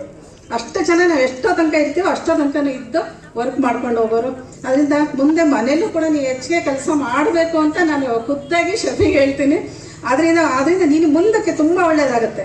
ಏನ್ ಕಲಿತೀಯ ಅದು ತುಂಬಾ, ಯಾಕಂದ್ರೆ ತುಂಬಾ ಸರ್ವಿಸ್ ಇದೆ. ಆದ್ರಿಂದ ಆ ಆಶ್ವಾಸನೆಯನ್ನ ನಾನು ನೀನು ಕೊಡಬೇಕು, ಆ ರೀತಿನೇ ನೀವು ಕೆಲಸ ಮಾಡಬೇಕು ಅಂತ ಹೇಳ್ತಾ ಇದ್ದೀನಿ. ಅದೇ ರೀತಿ ಮಕ್ಕಳು ಕೂಡ ತುಂಬಾ ಚೆನ್ನಾಗಿ ರಿಸಲ್ಟ್ ಅನ್ನ ಕೊಡ್ತಾ ಇದ್ದೀರಿ. ಹೋದ ವರ್ಷ ಎಷ್ಟು 99%, 619 ಇಬ್ಬರು ವಿದ್ಯಾರ್ಥಿಗಳು, 616 ಒಬ್ಬ ವಿದ್ಯಾರ್ಥಿ, 3 ಜನ 600 ಕ್ರಾಸ್ ಮಾಡಿದ್ದಾರೆ. ಈ ಸಲ ನಾವು ಮೀಟಿಂಗ್ ಕರೆದಾಗ ಸುಮಾರು 10 ಅಂತೂ ಕಾಯಂ ಅಂತ ಆಶ್ವಾಸನೆ ಹೇಳಿದೀವಿ, ಅಲ್ಲಿ ಹೆಸರೇ ಬರ್ಸ್ಬಿಟ್ಟಿದೀವಿ ಸ್ಟಾರ್ಟಿಂಗು. ಆದ್ರಿಂದ ಖಂಡಿತವಾಗ ನೀವು 10 ಅನ್ಕೊಂಡ್ರೆ 10ಕ್ಕಿಂತ ಇನ್ನೂ ಜಾಸ್ತಿ ಅನ್ನೋ ರೀತಿ ಈ ಯೂನಿಯನ್ ಮುಗಿದ ನಂತರ ಏನು ಸರ್ ಈಗ ಉಪನ್ಯಾಸದಲ್ಲಿ ಹೇಳಿದ್ರು, ಅಂಕ ಗಳಿಸೋದು ಮುಖ್ಯ ಅಲ್ಲದೆ ಇದನ್ನು ಈಗ ನಿಮ್ಮ ಮುಂದಿನ ಫ್ಯೂಚರ್ಗೆ ಅಂಕವನ್ನು ಗಳಿಸಬೇಕು, ಉತ್ತಮವಾದ ಒಂದು ಗುಣವನ್ನು ನೀವು ಬೆಳೆಸ್ಕೋಬೇಕು ಅನ್ನೋ ನಿಟ್ಟಿನಲ್ಲಿ ಪರೀಕ್ಷೆ ಒಂದು ಹಬ್ಬ ಅನ್ನೋ ರೀತಿಯಲ್ಲಿ ತೆಗೆದುಕೊಂಡು ಹಬ್ಬವನ್ನ ನೀವು ಹೇಗೆ ಸೆಲೆಬ್ರೇಟ್ ಮಾಡ್ತೀರೋ ಅದೇ ರೀತಿ ಪರೀಕ್ಷೆಯನ್ನು ನೀವು ಆನಂದಿಸಿ ಅದು ಪರೀಕ್ಷೆಯನ್ನ ಎದುರಿಸ್ರಿ. ಯಾವುದೇ CC ಕ್ಯಾಮ್ರಾ ಯಾವ್ದಾದ್ರೂ ಇರ್ಲಿ, ನಿಮ್ ಸುತ್ತಲಿಂದ ಯಾವುದನ್ನು ನೀವು ಗಮನಿಸಬೇಡಿ. ಚೆನ್ನಾಗಿ ಓದು. ನಾನು ಇದ್ದಾಗಂತೂ ಬರೀ ಇದೇ 3 ಪದ ನಾನು ಪದೇ ಹೇಳ್ತಾ ಇದ್ದಿದ್ದು. ನೀವು ಎಲ್ಲಿ ಹೋಗ್ತೀರಾ ಓದು ಅಷ್ಟೇ ನಾನು ಹೇಳೋದು. ಅದರಿಂದ ಏನ್ ಪ್ರಾಕ್ಟೀಸ್ ಮೇಡ್ ಮ್ಯಾನ್ ಪರ್ಫೆಕ್ಟ್ ಅನ್ನಂಗೆ ನೀವು ಸುಮಾರು ಸಲ, ಒಂದ್ಸಲ ಓದಿದ್ರೆ ಪಕ್ಕ ಅರ್ಥ ಆಗದೆ ಇರ್ಬೋದು, 2 ಸಲ ಓದಿದ್ರೆ ಇನ್ನೂ ಸ್ವಲ್ಪ ಅರ್ಥ ಆಗುತ್ತೆ, 3 ಸಲ ಓದಿದ್ರೆ ಇನ್ನೂ ಚೆನ್ನಾಗಿ ಅರ್ಥ ಆಗ್ಬಿಡುತ್ತೆ. ಅದಕ್ಕೆ ಪರೀಕ್ಷಾ ಸಂದರ್ಭದಲ್ಲಿ ನೇರವಾಗಿ ನೀವು 1ನೇ ಸಲ ಓದಕ್ಕೋದ್ರೆ ಖಂಡಿತ ಅದು ಯಶಸ್ಸು ಅನ್ಸ್ಕೊಳ್ಳಲ್ಲ. ಅದರಿಂದ ಈಗಿಂದನೇ ನೀವು ಚೆನ್ನಾಗಿ ಓದ್ಬಿಟ್ಟು ನಿಮ್ಮ ಭವಿಷ್ಯವನ್ನ ಉಜ್ವಲವಾಗಿ ಮಾಡ್ಕೊಳ್ಳಿ ಅಂತ ಎಲ್ಲ ವಿದ್ಯಾರ್ಥಿಗಳಿಗೂ ಕೂಡ ನಾನು ಹಾರೈಸ್ತೀನಿ. ಈ ಒಂದು ಶಾಲೆಯಲ್ಲಿ ಕೆಲಸ ನಿರ್ವಹಿಸೋದಕ್ಕೆ ನನಗೆ ಇಲ್ಲಿ ಈಗ ಸನ್ಮಾನ್ಯ ಕ್ಷೇತ್ರ ಶಿಕ್ಷಣಾಧಿಕಾರಿಗಳು ತುಂಬಾ ಸಪೋರ್ಟ್ ಮಾಡಿದ್ರು. ಸುಮಾರು ಸಮಸ್ಯೆಗಳು ಬಂದಾಗ ಆಮೇಲೆ ಮೀಟಿಂಗ್ ಅಲ್ಲೂ ಕೂಡ ಹೋದ ತಕ್ಷಣ ನಗೋರು, ಏನು KPS ಒಳ್ಳೆ ಫೇಮಸ್ ಆಗ್ಬಿಡ್ತಲ್ಲ ಅಂತ ಅನ್ನೋರು. ಆದ್ರೆ ಏನೇ ಒಂದು ಕೆಲಸ ಬರ್ಲಿ ಆದ್ರೂ ಮಾಡ್ತೀರಾ, ಇದೊಂದು ಸೆಂಟೆನ್ಸ್ ಪದೇ ಹೇಳೋರು ಅವರು. ಇಲ್ಲ ನೀವು ಮಾಡ್ತೀರಾ ಮಾಡ್ರಿ, ಇಷ್ಟೇ, ಇದೇ 2 ವರ್ಡ್ಗಳನ್ನ ಹೇಳ್ತಾ ಆಶ್ವಾಸನೆ ಅವ್ರು ಏನು ನಮಗೆ ಒಂದು ಧೈರ್ಯವನ್ನು ತುಂಬ್ತಾ ಇದ್ರಲ್ಲ, ಅದು ಖಂಡಿತವಾಗ್ಲೂ ಬಹಳ ಪಾಸಿಟಿವ್ ಆಗಿ ಕೆಲಸ ಮಾಡುತ್ತೆ ಅನ್ಸುತ್ತೆ. ಎಲ್ಲೂ ಎದೆಗುಂದಿದೆ ಮುಂದಕ್ಕೆ ತುಂಬಾ ಚೆನ್ನಾಗಿ ಕರ್ತವ್ಯ ನಿರ್ವಹಿಸೋದಕ್ಕೆ ನನಗೆ ಸಹಾಯ ಮಾಡ್ತು. ಅದರಿಂದ ಅವ್ರನ್ನೂ ಕೂಡ ನಾನು ತುಂಬಾ ಮಿಸ್ ಮಾಡ್ಕೊಂಡು ಅವರಿಗೆ ತುಂಬಾ ಧನ್ಯವಾದಗಳನ್ನು ನಾನು ಈಗ ಅವರಿಗೆ ಹೇಳೋದಕ್ಕೆ ಇಷ್ಟಪಡ್ತೀನಿ. ಫೋನ್ ಮೂಲಕನೂ ನಾನು ತುಂಬಾ ಮಾತಾಡಿ ಅವರಿಗೆ ಧನ್ಯವಾದಗಳನ್ನು ತಿಳಿಸಿದ್ದೆ. ಅದೇ ರೀತಿ ನನಗೆ ಇಲ್ಲಿ STMC ಅಂತ ಬಂದಾಗ STMC ಅಧ್ಯಕ್ಷರಾಗಿ ಸರ್ ಸುರೇಶ್ ಬಾಬು ಸರ್ ಅವರು ಕೂಡ ಅಷ್ಟೇ, ಎಷ್ಟು ಒಂದು ದಿನವೂ ಏರು ದನಿಯಲ್ಲಿ ಮಾತಾಡದೆ ತುಂಬಾ ಚೆನ್ನಾಗಿ ನನಗೆ ಆ ಮನೆ ಮಗಳಾಗಿ ಖಂಡಿತ ಆ ಮಟ್ಟಕ್ಕೆ ಚೆನ್ನಾಗಿ ಮಾತಾಡಿಸ್ಕೊಂಡು ಹೌದಾ ಹೀಗ ಅಂತೆಲ್ಲ ಹೇಳ್ತಾ ನನಗೆ ಬಹಳ ಪ್ರೋತ್ಸಾಹವನ್ನು ಕೊಟ್ಟರು. ಆಮೇಲೆ ನಾನು ಸ್ಟಾರ್ಟಿಂಗಿಂದನೂ ಅಷ್ಟೇ ಯಾವುದಕ್ಕೆ ಆಗಲಿ ಹೌದಾ ಇದು ಬೇಕಾ ಫೆಸಿಲಿಟಿ ಅಂತ ಕೇಳಿದಾಗೆಲ್ಲನೂ ಅಷ್ಟೇ ತುಂಬ ಚೆನ್ನಾಗಿ ಇನ್ನೊಬ್ಬರಿಗೆ ಅವರ ಅಸಿಸ್ಟೆಂಟ್ ಇವರಿಗೆ PAಗಳಿಗೆ ಹೇಳಿಬಿಟ್ಟು ಅದನ್ನು ಪಕ್ಕ ನೋಟೆ ಮಾಡಿಸ್ಬಿಡೋರು. ಅದು ಈಗ ಕಾರ್ಯರೂಪಕ್ಕೆ ಬರಲಿ ಅಂತ ನಾನು ಆಶಿಸ್ತೀನಿ. ನಾನು ಬೇರೆ ತಾಲೂಕಿಗೆ ಬಂದಿದ್ದೀನಿ, ಬೇರೆ ಜಿಲ್ಲೆಗೆ ಬಂದಿದ್ದೀನಿ ಅನ್ನೋ ಭಾವನೆ ಎಂದೂ ಬರಲಿಲ್ಲ. ಆ ಮಟ್ಟಕ್ಕೆ ನಾನು ಇಲ್ಲಿ ಕರ್ತವ್ಯ ನಿರ್ವಹಿಸೋದೆ. ಹೊಸ ಶಿಕ್ಷಕರು ಹೊಸ ಊರಿಗೆ ಬರ್ತಿದ್ದೀನಿ ಅಂತ ನನಗೆ ಯಾವತ್ತೂ ಅನ್ನಿಸ್ಲಿಲ್ಲ. ನಾನೇ ಬೇಗ ಟ್ರಾನ್ಸ್ಫರ್ ಮಾಡ್ಕೊಂಡು ಹೋಗಿದ್ದೆ. ಇನ್ನೂ ಬೇಜಾರಿನ ಸಂಗತಿ ಅನಿವಾರ್ಯಕ್ಕೆ ಆಯಿತು. ಅದರಿಂದ ನಮ್ಮೂರಿಗೆ ಹೋದೆ ಅನ್ನೋ ಒಂದು ಸಮಾಧಾನ ಬಿಟ್ಟರೆ ಇಲ್ಲಿ ಖಂಡಿತವಾಗಿ ಎಲ್ಲನೂ ಮಿಸ್ ಮಾಡ್ಕೊಳ್ತೀನಿ.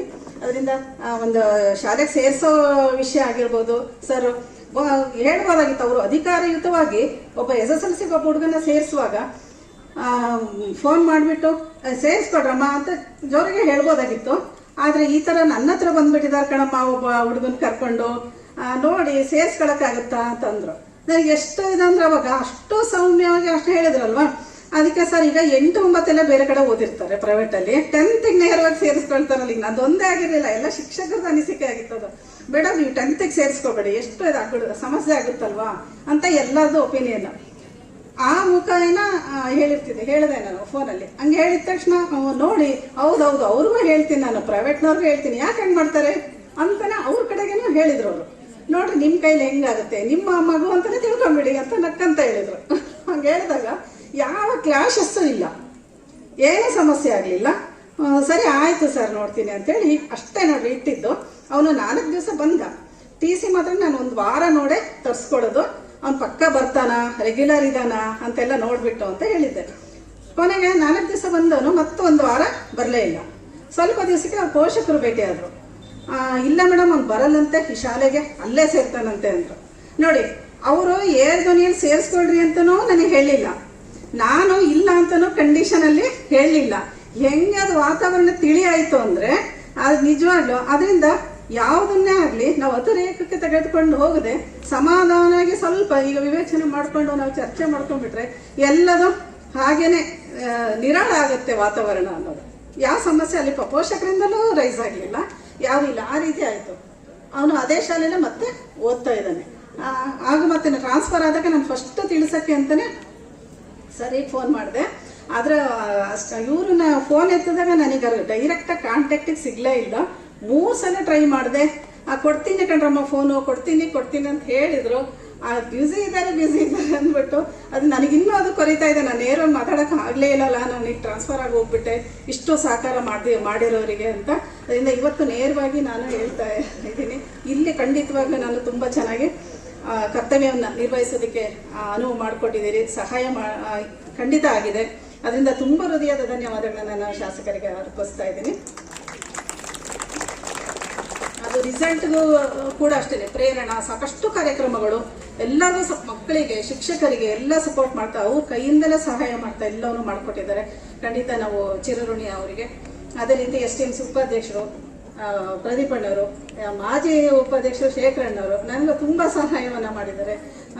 ಆ ರೀತಿಯಲ್ಲಿ ಮತ್ತೆ ನನಗೆ BO ಸರ್ ಇದಕ್ಕೆ ಸೆನ್ಸಸ್ಸಿಗೆ ಹಾಕಿದಾಗ ರಜದಲ್ಲಿ ಸೆನ್ಸ ಬೇಡ, ಲೇಡೀಸ್ ಹೋಗೋಕ್ಕಾಗಲ್ಲ, ಬೇಡ ಅಂತ ಸುಮಾರು ಅಲ್ಲಿ BRC ಎಲ್ಲರೂ ಹೇಳಿದ್ರೆ ಹೇ ಸುಮ್ಮನಿರಪ್ಪ ಮಾಡಲಿ, ಯಾಕಂಗೆ ಹೇಳ್ತೀರಾ ನೀವು, ಮಾಡ್ತಾರೆ ಸುಮ್ಮನೆ ಜ್ಯೋತಿ ಮೇಡಮ್ ಅವ್ರು ಇದೇ ಮಾತಂದ್ರಂತೆ. ಆದರೂ ಕೂಡ ಅದು ಕ್ಯಾನ್ಸಲ್ ಮಾಡಲಿಲ್ಲ, ಒಟ್ಟಂತೂ ಮಾಡ್ಕೊಂಡು ಬಂದೆ. ಅದು ತುಂಬ ಚೆನ್ನಾಗಾಯ್ತು. ಆ ಸಂದರ್ಭದಲ್ಲೆಲ್ಲ ಶೇಖರಣ್ಣವರೆಲ್ಲ ಬೈಕಲ್ಲೆಲ್ಲ ಕರ್ಕೊಂಡು ಫುಲ್ ಊರೆಲ್ಲ ಸುತ್ತಕೊಂಬಂದ್ವಿ. ಊರು ಪರಿಚಯ ಆದಂಗಾಯ್ತು, ಮನೆಗಳು ಪರಿಚಯ ಆದಂಗಾಯ್ತು. ಅದು ಸೆನ್ಸಸ್ ಮೂಲಕ ಅದೊಂದು ಕೆಲಸ ಆಯಿತು. ಅದರಿಂದ ಎಲ್ಲರೂ ನನಗೆ ತುಂಬ ಸಹಕಾರ ಮಾಡಿದ್ದಾರೆ. ಸದಸ್ಯರೆಲ್ಲರೂ ಮೀಟಿಂಗ್ ಕರೆದಾಗಿರ್ಬೋದು, ಸಾಕಷ್ಟು ಸ್ಟೆಪ್ಸ್ಗಳನ್ನು ತೆಗೆದುಕೊಳ್ಳೋದಕ್ಕೆ ಅವರು ಸುಮಾರು ಮಾತುಗಳನ್ನು ಆಡೋದ್ರ ಮೂಲಕ ಆಗ್ಬೋದು, ಸಹಕಾರ ನೀಡೋದ್ರ ಮೂಲಕ ಚರ್ಚೆಗಳು ಆಗೇ ಆಗಿರ್ತವೆ. ಯಾಕಂದ್ರೆ ಅದೆಲ್ಲದನ್ನ ನಾವು ಶಾಲೆಯ ಒಂದು ಏಳಿಗೆಗೆ ಅಂತಲೇ ಭಾವಿಸ್ತಾರೆ. ಎಲ್ಲರೂ ನಾನು ಖಂಡಿತವಾಗಿಯೂ ಚಿರಋಣಿಯಾಗಿದ್ದೇನೆ. ನೀವೆಲ್ಲರಿಗೂ ತುಂಬ ಹೃದಯದ SDM ಸದಸ್ಯರುಗಳೆಲ್ಲರಿಗೂ ಧನ್ಯವಾದಗಳನ್ನು ಅರ್ಪಿಸ್ತೇನೆ. ಮತ್ತು ಮುಖ್ಯವಾಗಿ ಅಂದರೆ ಜಾಯಿಂಟ್ ಇಲ್ಲಿ ಪ್ರಾಂಶುಪಾಲರು ಮತ್ತು ಪ್ರೈಮರಿ ಮೇಡಮ್ ಮತ್ತು ಇಲ್ಲಿ 3 KPSಗೆ ಅನ್ವಯಿಸೋದ್ರಿಂದ KPS ಶಾಲೆ ಅಂದರೆ ಸಾಕಷ್ಟು ಸಲ ಮೇಡಮ್ ಅವರೇನೋ ಕೆಲವೊಂದು ವಿಚಾರದಲ್ಲಿ ಕೇಳಿಲ್ಲ ಅಂದ್ರೆ ಮೀಟಿಂಗಲ್ಲಿ ಬಂತು, ಆದರೆ ನಾವು ಅದೇನೂ ಆಗಿರಲಿಲ್ಲ. ಕೆಲವು ಸರಿ ಅಂದರೆ ನಮ್ಮದೇ ಅಂತದ್ದು ಹೈಸ್ಕೂಲಿಗೆ ಸಂಬಂಧಪಟ್ಟಂತೆ ಅಂತ ಆದಾಗ ನಾವು ಕೆಲವು ನಿರ್ಧಾರಗಳನ್ನು ತೆಗೆದುಕೊಂಡಿದ್ದೀವಿ. 3ಕ್ಕೂ ಅಂತ ಸಂಬಂಧಿಸದೆ ಬಂದಾಗ ಚರ್ಚೆಯನ್ನು ಮಾಡ್ಕೊಳ್ತಾ ಒಂದು ಡಿಸಿಷನ್ಗಳನ್ನು ತೆಗೆದುಕೊಳ್ತಾ ಇದ್ವಿ. ಅವರು ಕೂಡ ತುಂಬ ಕೋಆಪರೇಟ್ ಮಾಡಿದ್ರು, ಪ್ರಿನ್ಸಿಪಾಲ್ಸ್ ಅವರು. ಆಮೇಲೆ ಪ್ರೈಮರಿಲಿ ಇವರು ಮೇಡಮ್ ಕೂಡ ಅದೇ ರೀತಿಯಲ್ಲಿ ತುಂಬ ಚೆನ್ನಾಗಿ ಮೀಟಿಂಗ್ ಹೋದ್ರ ಜೊತೆಗೆ ಹೋಗ್ತಾ ಇದ್ವಿ ಎಲ್ಲ. ಮತ್ತೆ ಅಲ್ಲಿ ಮೀಟಿಂಗ್ ಕರೆದ ತಕ್ಷಣ ಪ್ರಿನ್ಸಿಪಾಲ್ ಮತ್ತೆ ಫೋನ್ ಮಾಡೋರು, ಮೇಡಮ್ ಅವರೇ ಬರ್ತೀರಾ ಅನ್ನೋರು. ಅದೇ ಮತ್ತೆ ನಾನಾದರೂ ಫೋನ್ ಮಾಡಿ ಕರೀತಾ ಇದ್ದೆ. ಆ ರೀತಿ ಜೊತೆಗೆ ಹೋಗ್ತಾ ಇದ್ವಿ. ಆ ರೀತಿ ಸಹಕಾರ ಕಂಟಿನ್ಯೂಸ್ ಆಗಿ ನನಗೆ ಸಹಕಾರವನ್ನು ಅವರು ನೀಡಿದ್ದಾರೆ. ಅದರಿಂದ ಅವರು ಕೂಡ ತುಂಬ ಹೃದಯದ ಧನ್ಯವಾದಗಳನ್ನು ಅರ್ಪಿಸ್ತೇನೆ. ಹಾಗೆ ಎಲ್ಲ ಮತ್ತು ಏನೋ ಪುರಸಭೆಗೆ ಸಂಬಂಧಿಸಿದಂತೆ ಆಗ್ಬೋದು, ಇಲ್ಲಿ ಕಳ್ತನ ಆಗ್ಬೋದು, ಸಾಕಷ್ಟು ವಿಷಯಗಳಲ್ಲಿ, ಆಮೇಲೆ ಪೊಲೀಸ್ ಸ್ಟೇಷನಲ್ಲಿ ಅಂತ ಎಲ್ಲ ವಿಷಯಗಳು ಬಂದಾಗ ಕೌನ್ಸಿಲರು ಸದಸ್ಯರುಗಳು ಅವರು ಕೂಡ ಎಲ್ಲ ಮುಂದೆ ನಿಂತು ಸುಮಾರು ಅವರು ನನಗೆ ಸಪೋರ್ಟ್ ಮಾಡಿದ್ದಾರೆ. ಆ ಒಂದು ಸಂದರ್ಭಗಳಲ್ಲೂ ಕೂಡ ಅವ್ರಿಗೂ ಕೂಡ ನಾನು ತುಂಬ ಹೃದಯದ ಧನ್ಯವಾದಗಳನ್ನು ಅರ್ಪಿಸ್ತಾ ಇದ್ದೇನೆ. ಈ ರೀತಿ ನನಗೆ ಈ ಒಂದು ಶಾಲೆಯಲ್ಲಿ 1 ವರ್ಷ 7 ತಿಂಗಳು ನಿರಂತರ ಕರ್ತವ್ಯವನ್ನು ನಿರ್ವಹಿಸೋದಕ್ಕೆ ಎಲ್ಲ ರೀತಿಯಲ್ಲೂ, ಮತ್ತು ಕೊನೆಯದಾಗಿ CG ಸರ್ ಬಿಟ್ಟೆ, ಅವರು ಕೂಡ ಸರ್ ಸಾಕಷ್ಟು ವಿಚಾರಗಳಲ್ಲಿ ತಾಲೂಕು ಜಿಲ್ಲೆಯ ತನಕ ಯಾವ್ದಾರ ವಿಚಾರಗಳಿದ್ರು ತುಂಬ ಚೆನ್ನಾಗಿ ಕರೆಸ್ಪಾಂಡೆನ್ಸ್ ಮಾಡಿ ನಮಗೆ ಸಹಕಾರವನ್ನು ನೀಡಿದ್ದಾರೆ. ಅವ್ರಿಗೂ ಕೂಡ ತುಂಬ ಧನ್ಯವಾದಗಳನ್ನು ಅರ್ಪಿಸ್ತೇನೆ. ಆಶಯಗಳು ಹಾಗೂ ಈ ಒಂದು ಶಾಲಾ ವಾರ್ಷಿಕೋತ್ಸವದ ಶುಭಾಶಯಗಳು ಮಕ್ಕಳೇ. ಈ ಟೀಮ್ KPS ಗೆ ಧನ್ಯವಾದ. ಯಾಕೆಂದ್ರೆ ಈ ಒಂದು ಅವಕಾಶವನ್ನ ಇಲ್ಲಿ ಕೊಟ್ಟಿದ್ದೀರಾ, ಈ ಒಂದು ವಾರ್ಷಿಕೋತ್ಸವಕ್ಕೆ ಬರ್ತಕ್ಕಂಥ ಒಂದು ಅವಕಾಶವನ್ನ. ಸೊ ಒಂದು ಬೇಸರ ಏನಪ್ಪಾ ಅಂದ್ರೆ ಈ ಟೀಮ್ KPS ಅಲ್ಲಿ ನಾನು ಈ ವರ್ಷ ಇಲ್ಲ ಅನ್ನೋದೇ ಒಂದೇ ಬೇಸರ. ಯಾಕಂದ್ರೆ ಇಷ್ಟು ವರ್ಷ ನಾನು ಸುಮಾರು 2013ನೇ ಇಸ್ವಿನಲ್ಲಿ ಈ ಶಾಲೆಗೆ ಬಂದು ಸೇರ್ಕೊಂಡಾಗ ಒಂದು ನನ್ನ ಶಾಲೆ ಅನ್ನೋ ಭಾವನೆ ಖಂಡಿತ ಅವಾಗ್ಲೂ ಇತ್ತು, ಇವಾಗ್ಲೂ ಇದೆ. ಆದ್ರೆ ಈಗ ಟೀಮ್ KPS ಇಂದ ಹೊರಗುಳಿದಿದ್ದೀನಿ. ಹಾಗೆ ನಾನು ಬಂದಾಗ ನಾನು 2 ಇಂಗ್ಲಿಷ್ ಪೋಸ್ಟ್ ಹುದ್ದೆ ಖಾಲಿ ಇತ್ತು. ಅದ್ರಲ್ಲಿ ಒಬ್ರು ಅತಿಥಿ ಶಿಕ್ಷಕರಿದ್ರು, ಇನ್ನೊಂದು ಹುದ್ದೆಗೆ ನಾನ್ ಬಂದು ಸೇರ್ಕೊಂಡೆ. ಹಾಗೆ 12 ಸೆಕ್ಷನ್ ಅಲ್ಲೂ ಕೂಡ ಇತ್ತು. ಆದ್ರೆ ಇದಕ್ಕಿಂತ ಸ್ಟ್ರೆಂತ್ ತುಂಬಾನೇ ಇತ್ತು ಅಲ್ಲಿ. ಆತರ ಇದ್ದಾಗ ಕೂಡ 6 ಸೆಕ್ಷನ್ ಅನ್ನ ನಾವು ಈಕ್ವಲ್ ಆಗಿ ಡಿವೈಡ್ ಮಾಡ್ಕೊಂಡು ಪಾಠವನ್ನ ಮಾಡ್ತಾ ಇದ್ವಿ. ತುಂಬಾ ಸ್ಟ್ರೆಂತ್ ಇತ್ತು. ಹಾಗೆ ಅಷ್ಟೇ ಇಂಟ್ರೆಸ್ಟ್ ಆಗಿ ಯಾವತ್ತು ಇಂಟ್ರೆಸ್ಟ್ ನ ಕಳ್ಕೊಳ್ಳದೆ, ಸ್ಟ್ರೈನ್ ಅಂತ ಅನ್ನಿಸ್ಕೊಳ್ಳದೆ ಒಂದು 30 ಅವಧಿಯನ್ನ ಪ್ರತಿ ವಾರ ನಿರ್ವಹಿಸ್ಕೊಂಡು ಹೋಗ್ತಾ ಇದ್ವಿ. ಒಂದು ಇಷ್ಟು ವರ್ಷ ಒಂದು 2016 ತನಕ ನಾನು ಮತ್ತೆ ಒಬ್ಬ ಅತಿಥಿ ಶಿಕ್ಷಕರು ನಿರ್ವಹಿಸ್ಕೊಂಡು ಹೋದ್ವಿ. ತದನಂತರ ನನಗೆ ಟೀಚರ್ ಆಗಿ ಒಬ್ಬ ನನ್ನ ಸ್ನೇಹಿತೆಗೆ ಆಗಿರ್ತಕ್ಕಂತಹ ಲತಾ ಮೇಡಮ್ ಅವರು ಇಂಗ್ಲಿಷ್ ಶಿಕ್ಷಕಿಯಾಗಿ ಬಂದ್ರು. ಸೊ ಆಗ ನಾವಿಬ್ರು ಚೆನ್ನಾಗಿ ಡಿಸ್ಕಷನ್ ಮಾಡ್ಕೊಂಡು ಅವಧಿಯನ್ನ ಹಂಚ್ಕೊಂಡು ಏನೇ ಇದ್ರು ಡಿಸ್ಕಷನ್ ಮಾಡ್ಕೊಂಡು ಯಾವುದೇ ಆದಂತಹ ಕುಂದುಕೊರತೆ ಇಲ್ಲದೆ ಅದನ್ನ ತುಂಬಿಕೊಂಡು ನಾವು ಹೋದ್ವಿ. ತುಂಬಾ ಚೆನ್ನಾಗಿತ್ತು. ಹಾಗೆ ತುಂಬಾ ಖುಷಿಯಾಗಿ ಹೋಗ್ತಾ ಇತ್ತು. ಅಷ್ಟರಲ್ಲಿ ಇನ್ನೊಂದು ಪೋಸ್ಟ್ ಕ್ರಿಯೇಟ್ ಆಯ್ತು ಅಂತ ಸುದ್ದಿ ಬಂತು. 3 ಶಿಕ್ಷಕರಾದ್ರು ಇಂಗ್ಲಿಷ್ ಟೀಚರ್ಸ್ ಅಂತ. ಸೊ ಆಗ ತುಂಬಾನೇ ಖುಷಿ ಆಯ್ತು. ಸೊ ಇನ್ನೂ ವರ್ಕ್ಲೋಡ್ ಕಡಿಮೆ ಆಯ್ತು. ನಮ್ಗೆ ಕೊಡ್ತಕ್ಕಂತ ಎಜುಕೇಶನ್ ಅನ್ನ ಕ್ವಾಲಿಟಿಯಾಗಿ ಕೊಡ್ಬೋದು ಅಂತ ಎಲ್ಲರೂ ಖುಷಿಯಲ್ಲಿ ಇದ್ದಾಗ ಸೊ 3ನೇ ಏನು ಹುದ್ದೆ ಬಂತಲ್ಲ, ಆ ಒಂದು 3ನೇ ಸ್ಥಾನವನ್ನ ನಮ್ಮ GS ಸರ್ ಅವರು ಅಲಂಕರಿಸಿದ್ರು. ಸೊ ನಾವು 3 ಜನ ಇಂಗ್ಲಿಷ್ ಶಿಕ್ಷಕರಾಗಿ ಕಾರ್ಯನಿರ್ವಹಿಸ್ಕೊಂಡು ಹೋಗ್ತಾ ಇದ್ವಿ. 4 ಸೆಕ್ಷನ್ ನಾವು ಹ್ಯಾಂಡಲ್ ಮಾಡ್ಕೊಂಡು ಒಂದು ಒಳ್ಳೆ ರಿಸಲ್ಟ್ ಅನ್ನ ಕೊಟ್ಕೊಂಡು ಹೋಗ್ತಾ ಇದ್ವಿ. ಹೇಗಿತ್ತು ಅಂತಂದ್ರೆ ಒಂದೊಂದು ಸೆಕ್ಷನ್ ಮಕ್ಕಳು 8ರಿಂದ 10th ಬರೋವಷ್ಟರಲ್ಲಿ ಏನೋ ಒಂದು ಕಾಂಪಿಟೇಷನ್. ಸೊ ಯಾವ ಸೆಕ್ಷನ್ ಮುಂದೆ ಬರ್ತಾರೆ, ಯಾವ ಸೆಕ್ಷನ್ ಅಲ್ಲಿ ಟಾಪರ್ಸ್ ಬರ್ತಾರೆ ಅನ್ನೋದೇ ಒಂದು ಪ್ರಶ್ನಾರ್ಥಕವಾಗಿರ್ತಿತ್ತು. ತುಂಬಾ ಕ್ಯೂರಿಯಾಸಿಟಿ ಇರ್ತಾ ಇತ್ತು ರಿಸಲ್ಟ್ ನ ನೋಡೋ ಇದರಲ್ಲಿ. ಸೊ ಕೊನೆ ಹಂತದಲ್ಲಿ ತುಂಬಾ ಹೆಚ್ಚು ಏನೇ ಶ್ರಮ ಹಾಕಿದ್ರು ಕೊನೆಗೆ ಯಾರು ಕಾಂಪಿಟೇಟರ್ಸ್, ಯಾರು ಫಸ್ಟ್ 3 ಪ್ಲೇಸ್ ಅಲ್ಲಿ ಇದ್ದಾರೆ, ಯಾರು ಅತ್ಯುನ್ನತವಾದ ಅಂಕಗಳನ್ನ ಗಳಿಸ್ತಾರೆ ಅನ್ನೋ ಒಂದು ಕ್ಯೂರಿಯಾಸಿಟಿ ಖಂಡಿತ ಇಲ್ಲಿ ಮಾತ್ರ ಎಕ್ಸ್ಪೆಕ್ಟ್ ಮಾಡ್ಲಿಕ್ಕೆ ಸಾಧ್ಯ. ಯಾಕೆಂದ್ರೆ ಇಲ್ಲಿ 2 ಮಾಧ್ಯಮ, ಒಂದು ಕನ್ನಡ ಮಾಧ್ಯಮ, ಇಂಗ್ಲಿಷ್ ಮಾಧ್ಯಮ, 2 ಮಾಧ್ಯಮ ಇರೋದ್ರಿಂದ ಸೊ ಅದೊಂದು ನಾವೇನ್ ಅನ್ಕೋತೀವಿ ಅದು ಸಾಧನೆ ಮಾಡ್ಲಿಕ್ಕೆ ಇದೊಂದು ನಿಜವಾಗ್ಲೂ ಒಳ್ಳೆ ಪರಿಸರ. ಅದು ನಮ್ಗೆ ತುಂಬಾನೇ ಒಂದು ದೊಡ್ಡ ಅನುಭವನ ಕೊಟ್ಟಿದೆ. ಸೊ ಹಾಗೆ 3 ಜನ ಮಾಡ್ಕೊಂಡು ಹೋಗ್ಬೇಕಾದ್ರೆ ಇನ್ನೊಂದು ಹುದ್ದೆ ಕೊಟ್ಟು ಡಿಪಾರ್ಟ್ಮೆಂಟ್ ಇಂದ ಆಗ ನಮ್ಮ ಸಹೋದ್ಯೋಗಿ ಮಿತ್ರರಾಗಿರ್ತಕ್ಕಂಥ ಶ್ರೀಶೈಲ ಸರ್ ಅವರು ಬಂದ್ರು. ಸೊ 4 ಜನ ಶಿಕ್ಷಕರು 1 ವರ್ಷ ಅಷ್ಟೇ ತುಂಬಾ ಖುಷಿ ಪಟ್ಟು 3 ಸೆಕ್ಷನ್ ಒಬ್ಬೊಬ್ರು ಶಿಕ್ಷಕರಿಗೆ ಅಂತ ಹೇಳಿ ಖುಷಿಯಿಂದ ಹಂಚ್ಕೊಂಡು ಹೋಗೋವಷ್ಟರಲ್ಲಿ 1 ವರ್ಷ ಆಗ್ಲಿಲ್ಲ. ಸೊ ಹೆಚ್ಚುವರಿಯಾದ ಶಿಕ್ಷಕರು ತೆಗಿಬೇಕು, ಯಾಕೆಂದ್ರೆ strength according to strength teachers ಕಡಿಮೆ ಆಗ್ಬೇಕಂತ ಸುದ್ದಿ ಬಂತು. ಸೊ 4 ಜನ ಇಂಗ್ಲಿಷ್ ಟೀಚರ್ಸ್ ಯಾರು ಹೋಗ್ಬೇಕಂತ ಪ್ರಶ್ನೆ ಬಂದಾಗ ಅದು ಎಲ್ರಿಗೂ ತಿಳಿದಿರ್ತಕ್ಕಂಥ ವಿಷಯ. ಯಾರು ಶಾಲೆಗೆ ಫಸ್ಟ್ ಬಂದಿರ್ತಾರೋ ಅವ್ರನ್ನ ತೆಗೆದಾಕುವಂತಹ ನಿಯಮ. ಸೊ ಹಾಗಾಗಿ ನಾನು ಈ ಶಾಲೆಗೆ ಫಸ್ಟ್ ಬಂದದ್ದಕ್ಕೆ ಸೊ ನಾನು ಹೊರಗುಳಿದಂತಹ ಸಂದರ್ಭ ಒಂದು ಹೆಚ್ಚುವರಿಯಾಗಿ ಹೊರಗೆ ಬಂದಂತಹ ಶಿಕ್ಷಕಿ ನಾನಾದೆ. ನಾನು ಖಂಡಿತ ಹೋಗ್ಲಿಕ್ಕೆ ಇಷ್ಟ ಇರ್ಲಿಲ್ಲ. ಈಗೇನ್ ಪ್ರೆಸೆಂಟ್ 10th ಬ್ಯಾಚ್ ತುಂಬಾ ಚೆನ್ನಾಗಿದೆ. ನೆಕ್ಸ್ಟ್ ಬರ್ತಕ್ಕಂಥ 9th ಬ್ಯಾಚ್ ಅದು ಕೂಡ ತುಂಬಾನೇ ಚೆನ್ನಾಗಿದೆ. ನನ್ನ 9th ಮುಗಿಸೇ ನಾನು ಟ್ರಾನ್ಸ್ಫರ್ ತಗೋಬೇಕಂತ ಹೇಳಿ ನನ್ನ ಯೋಚನೆ ಇತ್ತು. ಆದ್ರೆ ಅಷ್ಟರಲ್ಲಿ ಹೆಚ್ಚುವರಿಯಾಗಿ ನಾನು ಹೋಗ್ಬೇಕಾದಂತ ಸಂದರ್ಭ ಬಂತು. ಪರವಾಗಿಲ್ಲ, ಅನುಭವ ತುಂಬಾ ಚೆನ್ನಾಗಿದೆ. ಸೊ ನಾನು ಯಾವಾಗ್ಲೂ ಎಲ್ಲೇ ಇದ್ರು ಈ ಶಾಲೆಯನ್ನ ನೆನ್ಪು ಮಾಡ್ಕೊತಾ ಇರ್ತೀನಿ. ಸೊ 2013 ನಾನು ಸ್ಟಾರ್ಟಿಂಗ್ ಬಂದಾಗ ಸುಮಾರು ಜನ ಟೀಚರ್ಸ್, ಇವತ್ತಿಗೆ ಒಂದು 2-3 ಅಷ್ಟೇ ಟೀಚರ್ಸ್ ಇಲ್ಲಿ ಇದ್ದಾರೆ. CTV ಮೇಡಮ್ ಇರ್ಬೋದು, SNK ಮೇಡಮ್ ಇರ್ಬೋದು, VK ಮೇಡಮ್ ಇರಬಹುದು, ನೆಕ್ಸ್ಟ್ ಅನಿತಾ ಮೇಡಮ್ ಅಂತ ಅವ್ರು ಇರಬಹುದು, ನೆಕ್ಸ್ಟ್ MB ಮೇಡಮ್ ಇರ್ಬೋದು, CS ಸರ್ ಅವ್ರು ಇರ್ಬೋದು, SL ಸರ್ ಅಂತ, SR ಸರ್ ಅಂತ, ಮತ್ತೆ KRS ಸರ್ ಇವತ್ತು ಇಲ್ಲಿದ್ದಾರೆ, ಇಲ್ಲೇ ಅವ್ರು ಇರ್ಬೋದು, ಮತ್ತೆ ನಮ್ಮ ಇಂದ್ರಾ ಮೇಡಮ್ ಅವತ್ತು ಇದ್ದಂತಹ ಇಂದ್ರಾ ಮೇಡಮ್ ಅವರು, ಮತ್ತೆ ಮಂಜಣ್ಣ ಕ್ಲರಿಕಲ್ ಆಗಿ ವರ್ಕ್ ಮಾಡ್ತಂತಹ ಮಂಜಣ್ಣ. ಸೊ ಇವರೆಲ್ಲರೂ ಸಹಕಾರ ತುಂಬಾನೇ ಇತ್ತು. ಸೊ ಅದರಿಂದಾನೇ ನಾನು ಇಷ್ಟು ಚೆನ್ನಾಗಿ ಒಂದು 12 ವರ್ಷ, ಸುಮಾರು 12 ವರ್ಷ 2 ತಿಂಗಳು 14 ದಿನ 15 ದಿನ ನಾನು ಇಲ್ಲಿ ಕಾರ್ಯನಿರ್ವಹಿಸುವಂತಹ ಅವಕಾಶ ನನಗೆ ಸಿಕ್ತು. ಸೊ ಈ ಸಂದರ್ಭದಲ್ಲಿ ಎಲ್ರೂ ನಾನು ನೆನ್ಪು ಮಾಡ್ಕೋತೀನಿ. ಅವ್ರ ಸಹಕಾರ ಇಲ್ಲಾಂದ್ರೆ ಖಂಡಿತ ನನಗೆ ಕಷ್ಟ ಅಂತ ಅನ್ನಿಸ್ತಾ ಇತ್ತೇನೋ. ಸೊ ಅವ್ರೆಲ್ಲರೂ ಇದ್ದಿದ್ದು ನಾನು ಕಷ್ಟ ಅಂತ ಅನ್ನಿಸ್ಲಿಲ್ಲ. ಅವ್ರು ತುಂಬಾ ಕೋಪರೇಟ್ ಮಾಡಿದ್ರು ನನಗೆ. ಸೊ ಆನಂತರ ಸುಮಾರು ಜನ ಟೀಚರ್ಸ್ ವರ್ಗಾವಣೆಯಲ್ಲಿ ಬಂದ್ರು, ಅವರು ಕೂಡ ತುಂಬಾ ಚೆನ್ನಾಗಿ ಸಹಕಾರವನ್ನ ಕೊಟ್ಟಿದ್ದಾರೆ. ಸೊ ಈ ಸಂದರ್ಭದಲ್ಲಿ ಎಲ್ಲರೂ ನೆನ್ಪು ಮಾಡ್ಕೋತೀನಿ. ನೆಕ್ಸ್ಟ್ ನಾನು ML ಅಂತ ಹೋಗಿ ಬಂದಾಗ ಸುಮಾರು ಅತಿಥಿ ಶಿಕ್ಷಕರು ಇಲ್ಲಿ ಬಂದಿದ್ರು. ಸೊ ಅವ್ರ ಜೊತೆ ಸುಮಾರು 1.5 ವರ್ಷ 1-2 ವರ್ಷ ಒಡನಾಟ. ಅವರು ಕೂಡ ತುಂಬಾನೇ ಚೆನ್ನಾಗಿ ಇಲ್ಲಿ ಸಹಕಾರವನ್ನ ನೀಡಿದ್ದಾರೆ.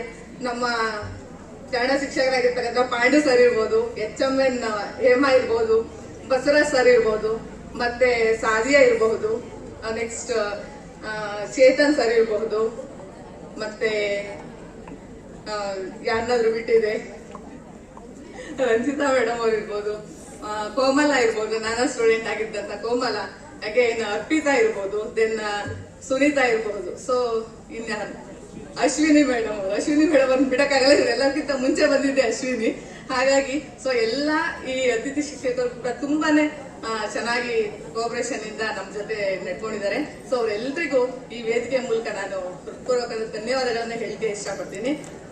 ನಾನು ಕೆಂಕೆರೆ ಶಾಲೆನೇ ತಗೊಂಡೆ. ಕೆಂಕೆರೆ ಶಾಲೆ ತುಂಬಾ ಚೆನ್ನಾಗಿದೆ. ಆದ್ರೆ ಯಾಕಪ್ಪ ಬೇಸರ ಅಂತಂದ್ರೆ ನಮ್ಮ ಶಾಲೆ ಮುಂದೆ ಕೆಂಕೆರೆಗೆ ಹೋಗೋದು ಅಂದ್ರೆ ನಂಗೆ ತುಂಬಾ ನೋವಾಗ್ತಾ ಇದೆ. ಕೆಂಕೆರೆ ತುಂಬಾ ಚೆನ್ನಾಗಿದೆ, ಅಲ್ಲಿ ತುಂಬಾ ಸ್ಟಾಫ್ ಚೆನ್ನಾಗಿದೆ, HM ಕೂಡ ತುಂಬಾ ಚೆನ್ನಾಗಿದ್ದಾರೆ, ನೋ ಪ್ರಾಬ್ಲಮ್, ಎಲ್ಲ ಕೂಲ್ ಅಂಡ್ ಕ್ಲಿಯರ್ ಆಗಿ ಹೋಗ್ತಾ ಇದೆ. ಆದ್ರೆ ನಾನು ಮತ್ತೊಂದು ಶಾಲೆಯನ್ನು ಆಯ್ಕೆ ಮಾಡ್ಕೊಂಡೆ 2ನೇ ಅವಕಾಶದಲ್ಲಿ, ದಪ್ಪುಂಟೆ ಅಂತ ಶಾಲೆನ ಆಯ್ಕೆ ಮಾಡ್ಕೊಂಡೆ. ಯಾಕಪ್ಪ ಅಂತಂದ್ರೆ ಈ ಶಾಲೆ ಮುಂದೆ ಹೋಗೋದಕ್ಕೆ ಸ್ವಲ್ಪ ಕಷ್ಟ, ನೋವು ಆಗ್ತಾ ಇದೆ. ಹಾಗಾಗಿ ಇದು ಎಲ್ಲಿದ್ರು ಕನ್ನಡ ಮೀಡಿಯಂ ಶಾಲೆ ಸಿಕ್ಕೇ ಸಿಗುತ್ತೆ, ಅದು ಕಟ್ಟಿಟ ಬುದ್ಧಿ. ಹಾಗಾಗಿ ನಾನೇಕೆ ಇಷ್ಟು ದೂರ ಬರೋದು ಅಂತ ಹೇಳಿ ನಾನು ಸ್ವಲ್ಪ ಹತ್ರ ಇರ್ತಕ್ಕಂಥ ಶಾಲೆ ದಪ್ಪುಂಟೆಯನ್ನ ಆಯ್ಕೆ ಮಾಡ್ಕೊಂಡಿದ್ದೀನಿ.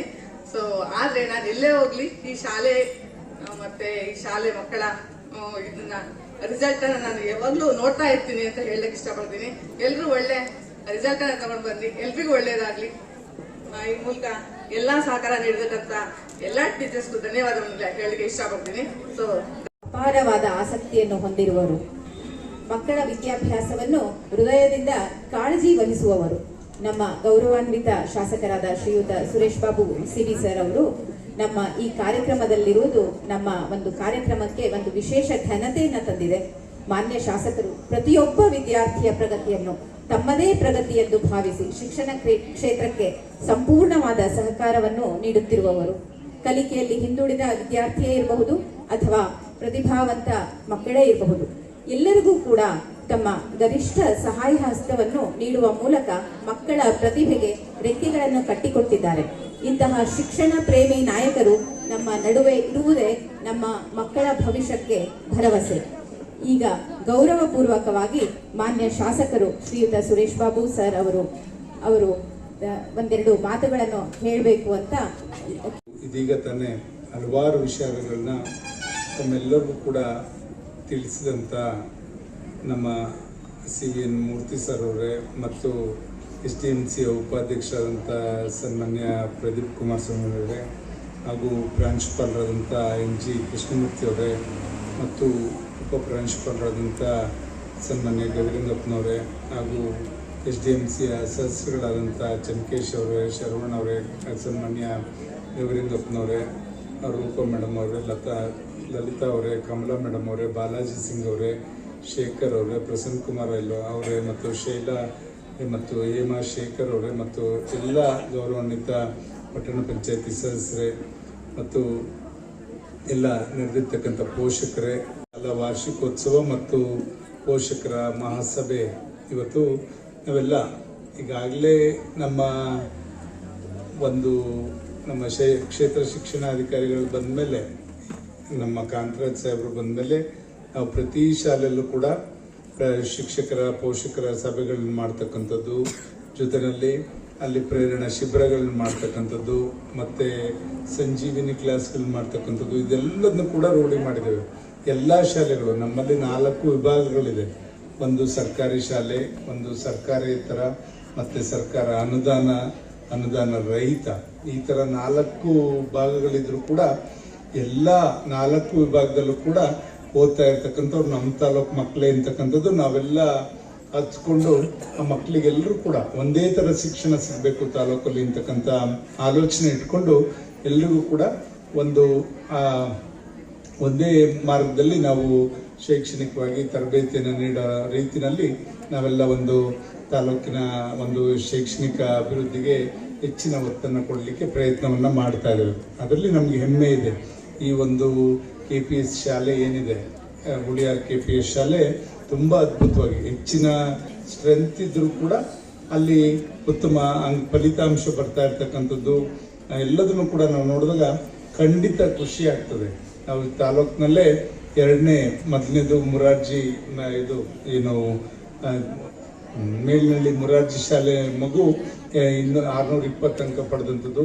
ಇಲ್ಲಿಯ 2 ಮಕ್ಕಳು ಕೂಡ ಯಾರು ಏಕಾಂತ್ ಮತ್ತು ಧ್ರುವ, ಇವರಿಬ್ಬರು ಕೂಡ 619 ಅಂಕನ ಪಡೆದಂಥದ್ದು. ಇದನ್ನ ನಾವು ನೋಡಿದಾಗ ಮತ್ತೆ 700 ಶಾಲೆ ಮಗು 618 ಅಂಕವನ್ನು ಪಡೆದಂಥದ್ದನ್ನು ನಾವು ನೋಡಿದಾಗ ಖಂಡಿತ ಖುಷಿ ಆಗ್ತದೆ. ಸರ್ಕಾರಿ ಶಾಲೆ ವಿದ್ಯೆ ಯಾರ ಸೊತ್ತು ಅಲ್ಲ, ಅದು ಸಾಧಕರ ಸೊತ್ತು. ಯಾರು ಕೂಡ ಇದನ್ನು ಕದಿಲಿಕ್ಕೂ ಸಾಧ್ಯ ಇಲ್ಲ. ಮಕ್ಕಳು ಈಗೇನು ನೀವು SLC ಮತ್ತು PUCನಲ್ಲಿ ಯಾವ ರೀತಿ ನೀವು ವ್ಯಾಸಂಗ ಮಾಡ್ತೀರಿ, ಖಂಡಿತ ಅದು ನಿಮ್ಮ ಭವಿಷ್ಯಕ್ಕೆ ಒಂದು ದಾರಿ ಆಗ್ತದೆ.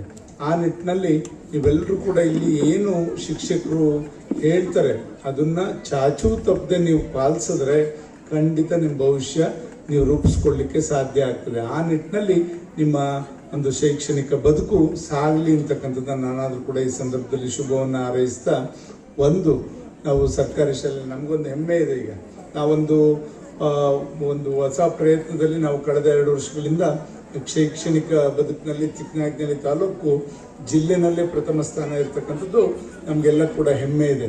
2 ವರ್ಷದಿಂದ SLCನಲ್ಲಿ ಚಿಕ್ಕನಾಯಕನಹಳ್ಳಿ ತಾಲೂಕು ನಮ್ಮಲ್ಲಿ ಜಿಲ್ಲೆನಲ್ಲಿ 2 ಶೈಕ್ಷಣಿಕ ಜಿಲ್ಲೆ ಇದೆ. ಒಂದು ಮಧುಗಿರಿ, ಒಂದು ತುಮಕೂರು ಇರೋದ್ರಿಂದ 2 ಜಿಲ್ಲೆಗಳಲ್ಲೂ ಕೂಡ ಚಿಕ್ಕನಾಯಕನಹಳ್ಳಿ ತಾಲೂಕು ಮೊದಲನೇ ಸ್ಥಾನದಲ್ಲಿ ಇರ್ತಕ್ಕಂಥದ್ದು ಎಲ್ರಿಗೂ ಕೂಡ ಖುಷಿ ತರ್ತಕ್ಕಂಥದ್ದು. ಅದಕ್ಕೆ ಶ್ರಮಿಸಿದಂಥ BEO ಅವರು ಮತ್ತು ಎಲ್ಲ ಶಿಕ್ಷಕರಿಗೂ ಕೂಡ ಅಭಿನಂದನೆಯನ್ನು ಸಲ್ಲಿಸ್ಲಿಕ್ಕೆ ಬಯಸ್ತೇನೆ.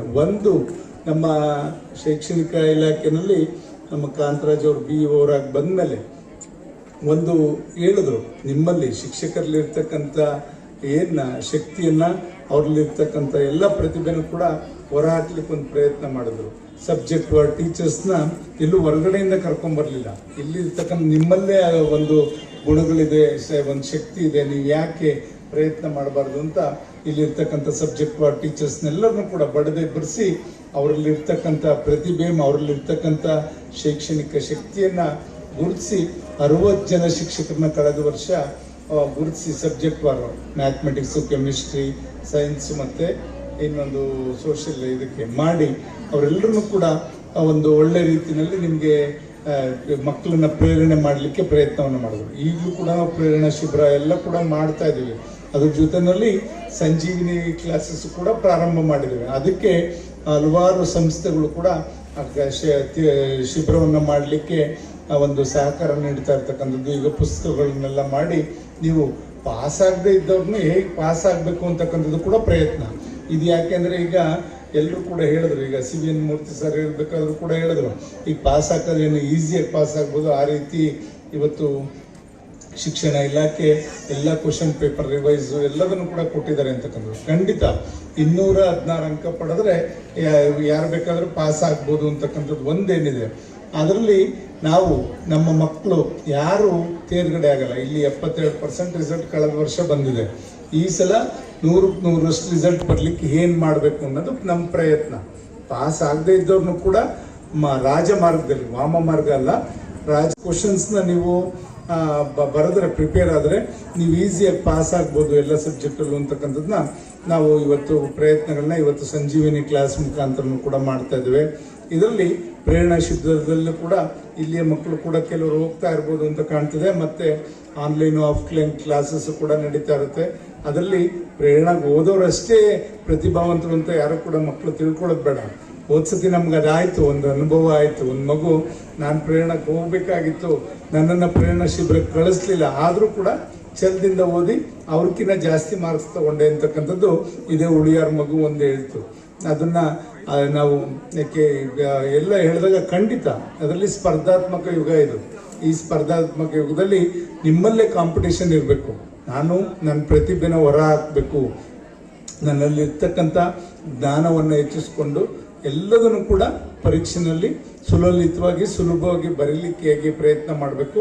ಅದನ್ನು ನೀವು ಗಮನದಲ್ಲಿ ಇಟ್ಕೊಂಡು ಇವತ್ತು ಪರೀಕ್ಷೆಯನ್ನು ಎದುರಿಸಿದ್ರೆ ಖಂಡಿತ ನೀವು ಉತ್ತಮ ಅಂಕವನ್ನು ಪಡೀಲಿಕ್ಕೆ ಸಾಧ್ಯ. ಇದಕ್ಕೆ ಎಲ್ಲ ರೀತಿಯ ಸ್ಫೂರ್ತಿನೂ ಕೂಡ ಇರಬೇಕು. ನೀವು ಶೈಕ್ಷಣಿಕವಾಗಿ ನೀವು ಮೇಲ್ ಬರಬೇಕು ಅಂದರೆ ಕ್ರೀಡೆಯಲ್ಲೂ ಕೂಡ ನೀವು ಭಾಗವಹಿಸಬೇಕು, ಸಾಂಸ್ಕೃತಿಕ ಚಟುವಟಿಕೆಗಳನ್ನು ಕೂಡ ಭಾಗವಹಿಸಬೇಕು, ಮತ್ತು ನಿಮ್ಮ ಮನಸ್ಸನ್ನು ಏಕಾಗ್ರತೆಯಿಂದ ಇಟ್ಕೊಳ್ಳೋದಕ್ಕೂ ಕೂಡ ಪ್ರಯತ್ನ ಮಾಡಬೇಕು. ಈ ವಯಸ್ಸೇನಿದೆ SSLC ಮತ್ತು PUC ಅಂತ ಇದೊಂದು ನಿಮ್ಮ ಭವಿಷ್ಯದ ತಿರುವು. ಈ ಸಂದರ್ಭದಲ್ಲಿ ನಿಮ್ಮ ಮನಸ್ಸನ್ನು ಸ್ಥೀಮಿತವಾಗಿ ಇಟ್ಕೊಂಡು ಈಗಿರ್ತಕ್ಕಂಥ ಅವಕಾಶ ಏನು ನಮಗೆ ಓದೋದಷ್ಟೇ, ಅದ್ರ ಕಡೆ ಗಮನ ಹರಿಸಿದ್ರೆ ಖಂಡಿತ ನೀವು ಹೆಚ್ಚಿನ ಅಂಕವನ್ನು ಪಡಿಬೋದು. ಜೊತೆಗೆ ಒಳ್ಳೆಯ ಪ್ರತಿಭೆಯಾಗಿ ಹೊರಹೊಮ್ಮಲಿಕ್ಕೂ ಕೂಡ ಸಾಧ್ಯ ಆಗ್ತದೆ. ಮತ್ತು ಒಳ್ಳೆ ಸಂಸ್ಕೃತಿಯನ್ನು ಕೂಡ ಬೆಳೆಸ್ಕೊಳ್ಳಿಕ್ಕೆ ಸಾಧ್ಯ ಆಗ್ತದೆ.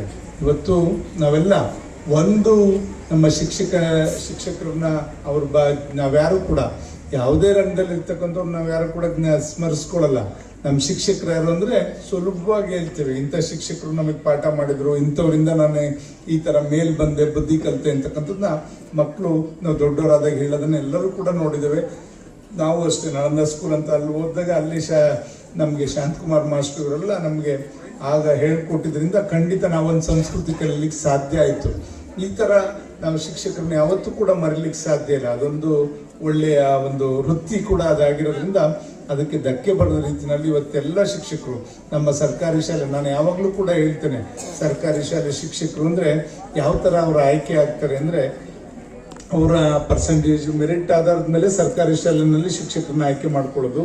ಇವತ್ತು ಅದನ್ನು ನಾವು ಅವರೆಲ್ಲರೂ ಕೂಡ ಒಳ್ಳೆಯ ವಿದ್ಯಾವಂತರು ಇರ್ತಾರೆ, ಅವ್ರು ಹೇಳ್ತಕ್ಕಂಥದ್ದನ್ನ ನಾವು ಗ್ರಹಿಸ್ಕೊಂಡು ಈಗಿನ ಮಕ್ಕಳು ನಿಮ್ಮ ಒಂದು ಶೈಕ್ಷಣಿಕ ಬದುಕನ್ನು ಹಸನಗೊಳಿಸ್ಕೊಳ್ಳಿ ಅಂತಕ್ಕಂಥದ್ದು ನಾನು ಈ ಸಂದರ್ಭದಲ್ಲಿ ಶುಭವನ್ನು ಹಾರೈಸಿದ ಜೊತೆಯಲ್ಲಿ ಇವತ್ತು ನಮ್ಮ ಮೇಡಮ್ ಪ್ರಿನ್ಸಿಪಲ್ರು ಜ್ಯೋತಿ ಮೇಡಮ್ ಅವರೆಲ್ಲ ಖಂಡಿತ ನಮಗೆ ಯಾರನ್ನೂ ಕೂಡ ಆಲಿಸ್ತಕ್ಕಂಥ ಪ್ರವೃತ್ತಿ ಇಲ್ಲ. ಅವ್ರು ಬಂದಂಥ ಸಂದರ್ಭದಲ್ಲಿ ಶಾಲೆಗೆ ಇದಾಗಬೇಕು ಅಂದರೆ ಅದನ್ನು ಏನಿರ್ತದೆ ಅದನ್ನು ಸರಿಪಡಿಸ್ಕೊಡೋದು ನಮ್ಮ ಜವಾಬ್ದಾರಿ ಅಂತ ನಾವು ಭಾವಿಸ್ಕೊಂಡಿದ್ದೇವೆ.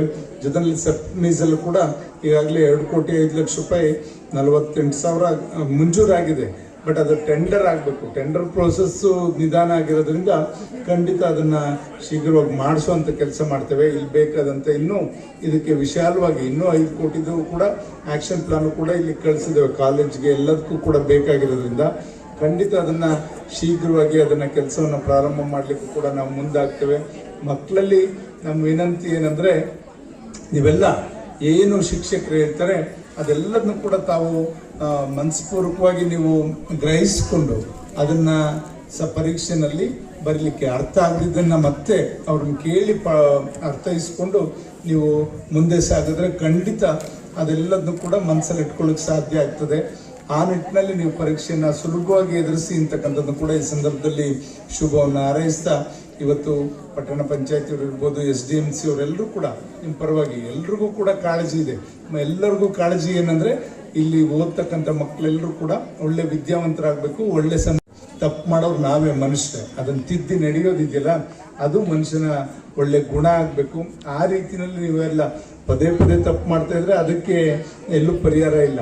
ನಾವು ತಪ್ಪನ್ನ ತಿದ್ದುಕೊಂಡು ಒಳ್ಳೆ ವ್ಯಕ್ತಿಯಾಗಿ ಆಗೋದಿದೆಯಲ್ಲ ಅದನ್ನ ನಾವು ಇವತ್ತು ರೂಢಿ ಮಾಡ್ಕೋಬೇಕು ಅಂತಕ್ಕಂಥದ್ದು ಈ ಸಂದರ್ಭದಲ್ಲಿ ಹೇಳ್ತಾ, ಇವತ್ತು ಇಲ್ಲಿ ಮುಂದೆ ಇವಾಗಲೇ ಎಲ್ಲದನ್ನು ಕೂಡ ಮುಗಿಸಿದ್ರ ನೀವು. ಬೇರೆ ಬೇರೆ ಪಠ್ಯೇತರ ಚಟುವಟಿಕೆಗಳೆಲ್ಲರಲ್ಲೂ ಕೂಡ ನೀವು ಭಾಗವಹಿಸಿದಿರಿ. ಒಳ್ಳೊಳ್ಳೆ ಫಲಿತಾಂಶಗಳನ್ನು, ಅಲ್ಲೇ ಪ್ರೈಸ್ಗಳನ್ನ ಎಲ್ಲದನ್ನು ಕ್ರಿಕೆಟ್ ಅಲ್ಲಿ ಇರ್ಬೋದು ಎಲ್ಲದರಲ್ಲೂ ಕೂಡ ಪಡ್ಕೊಂಡ್ ಬಂದಿರತಕ್ಕಂಥದ್ದು ನಿಮ್ಮ ವಾರ್ಷಿಕ ವರದಿನಲ್ಲಿ ನಾವು ನೋಡಿದಾಗ ಖಂಡಿತ ಎಲ್ಲ ರಂಗದಲ್ಲೂ ಕೂಡ ಮಕ್ಕಳಿದ್ದಾರೆ. ನೀವು ಪ್ರವಾಸ ಎಲ್ಲದನ್ನು ಕೂಡ ಮಾಡಬೇಕು. ಈಗ ದೇಶ ಸುತ್ತಬೇಕು, ಕೋಶ ಓದಬೇಕು ಅಂತಕ್ಕಂಥದ್ದು ಏನಿದೆ ಎಲ್ಲ ವಿಷಯನೂ ಕೂಡ ತಗೋಬೇಕು. ಇವತ್ತು ಆನ್ಲೈನ್ ಮುಖಾಂತರ ಎಲ್ಲದೂ ಕೂಡ ನಿಮಗೆ ಮಾಹಿತಿ ಸಿಗ್ತದೆ, ಇವತ್ತು ಗೂಗಲ್ ಮುಖಾಂತರ. ಆದ್ರೆ ಅದ್ರಲ್ಲಿ ಬರ್ತಕ್ಕಂಥ ಒಳ್ಳೆ ವಿಷಯಗಳನ್ನ, ಒಳ್ಳೆ ಅಂಶಗಳನ್ನ ನಾವು ಪಡ್ಕೋಬೇಕು ವಿನ ಖಂಡಿತ ಯಾವುದು ಕೂಡ ಕೆಟ್ಟ ಇದನ್ನ ನಾವು ಯಾರು ಕೂಡ ಆಲೋಚನೆ ಕೂಡ ಮಾಡೋದು ಬೇಡ ಅಂತಕ್ಕಂಥದ್ದನ್ನ ಈ ಸಂದರ್ಭದಲ್ಲಿ ಹೇಳ್ತಾ, ಇವತ್ತು ನೀವೆಲ್ಲ ಒಂದು ಒಳ್ಳೆ ಬರ್ತಕ್ಕಂಥ ಪರೀಕ್ಷೆನಲ್ಲಿ ಸುಲಭವಾಗಿ ಸುಲಲಿತವಾಗಿ ಎಲ್ಲ ಪ್ರಶ್ನೆಗಳಿಗೂ ಕೂಡ ನೀವು ಅರ್ಥೈಸ್ಕೊಂಡು ಉತ್ತರವನ್ನ ಬರೆದು ಇಲ್ಲಿ ಮತ್ತೆ ಈ ಸಲ ನೀವು 625ಕ್ಕೆ 625 ಪಡಿತಕ್ಕಂಥದಕ್ಕೆ ಪ್ರಯತ್ನ ಮಾಡಿ. ಈಗ ನಮ್ಮ ತಾಲೂಕು ಬಗ್ಗೆ ಎಲ್ರಿಗೂ ಕೂಡ ಕಣ್ಣಿದೆ ಜಿಲ್ಲೆನಲ್ಲಿ. ಒಂದು ಇದರಲ್ಲಿ KDP ಮೀಟಿಂಗ್ ಅಲ್ಲಿ ಮೊದಲನೇ ಪ್ರಶ್ನೆನೇ ಮಂತ್ರಿಗಳು ನಿಮ್ಮ ಚಿಕ್ಕನಾಯಕನಲ್ಲಿ ತರ ಶೈಕ್ಷಣಿಕವಾಗಿ ಎಲ್ಲರೂ ಕೂಡ ಪಾಲಿಸಿ ಅಂತಕ್ಕಂಥದ್ದು ಒಂದೇ ಹೇಳೋದು. ಅದು ದೊಡ್ಡ ಮಾತು. ಅದೆಲ್ಲರೂ ಕೂಡ ನಮ್ಮ ಶಿಕ್ಷಕರಿಗೆ ಸಲ್ಲಬೇಕಾದಂಥ ಗೌರವ, ನಮ್ಮ BO ಮತ್ತು ಶಿಕ್ಷಕರಿಗೆ. ಒಂದು ಪ್ರಾರಂಭದಲ್ಲೇ ಮಂತ್ರಿಗಳು ಸನ್ಮಾನ್ಯ G. ಪರಮೇಶ್ವರ್ ಅವರು ಚಿಕ್ಕನಾಯಕನಲ್ಲಿ ತರ ಶೈಕ್ಷಣಿಕವಾಗಿ ಎಲ್ಲ ತಾಲೂಕಿನವರು ಕೂಡ ಅನ್ಸರ್ ಕೂಡ ಶೈಕ್ಷಣಿಕವಾಗಿ ಹಿಂದಿದ್ದಂಥ ತಾಲೂಕು ಅಂತ ಯಾವಾಗಲೂ ಕೂಡ ಹೀಯಾಳಿಸೋರು. 2 ವರ್ಷದಿಂದ ಈ ತರ ಫಲಿತಾಂಶ ಈ ಪಡ್ಕೊಂಡಿರೋದನ್ನ ಮುಂದಿನ ವರ್ಷನೂ ಕೂಡ ಉಳಿಸ್ಕೊಂಡು ಹೋಗೋದು ಹೇಗೆ ಅಂತಕ್ಕಂಥದ್ದು BO ಮತ್ತೆ ನಾವೆಲ್ಲರಿಗೆ ಅನುಕೂಲ ಆಗಲಿ.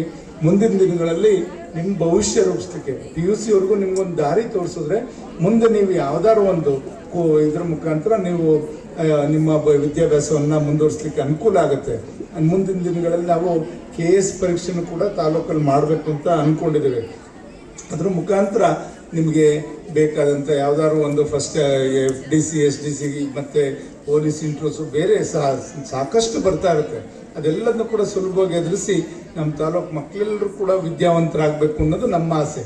ಆ ನಿಟ್ಟಿನಲ್ಲಿ ನಮ್ಮ ಒಂದು ಶೈಕ್ಷಣಿಕ ಒಂದು ಬದಲಾವಣೆನ ನಮ್ಮ ತಾಲೂಕಲ್ಲಿ ತರಲಿಕ್ಕೆ ನಾವೆಲ್ಲರೂ ಕೂಡ ಪ್ರಯತ್ನ ಮಾಡ್ತಾ ಇದ್ದೀವಿ.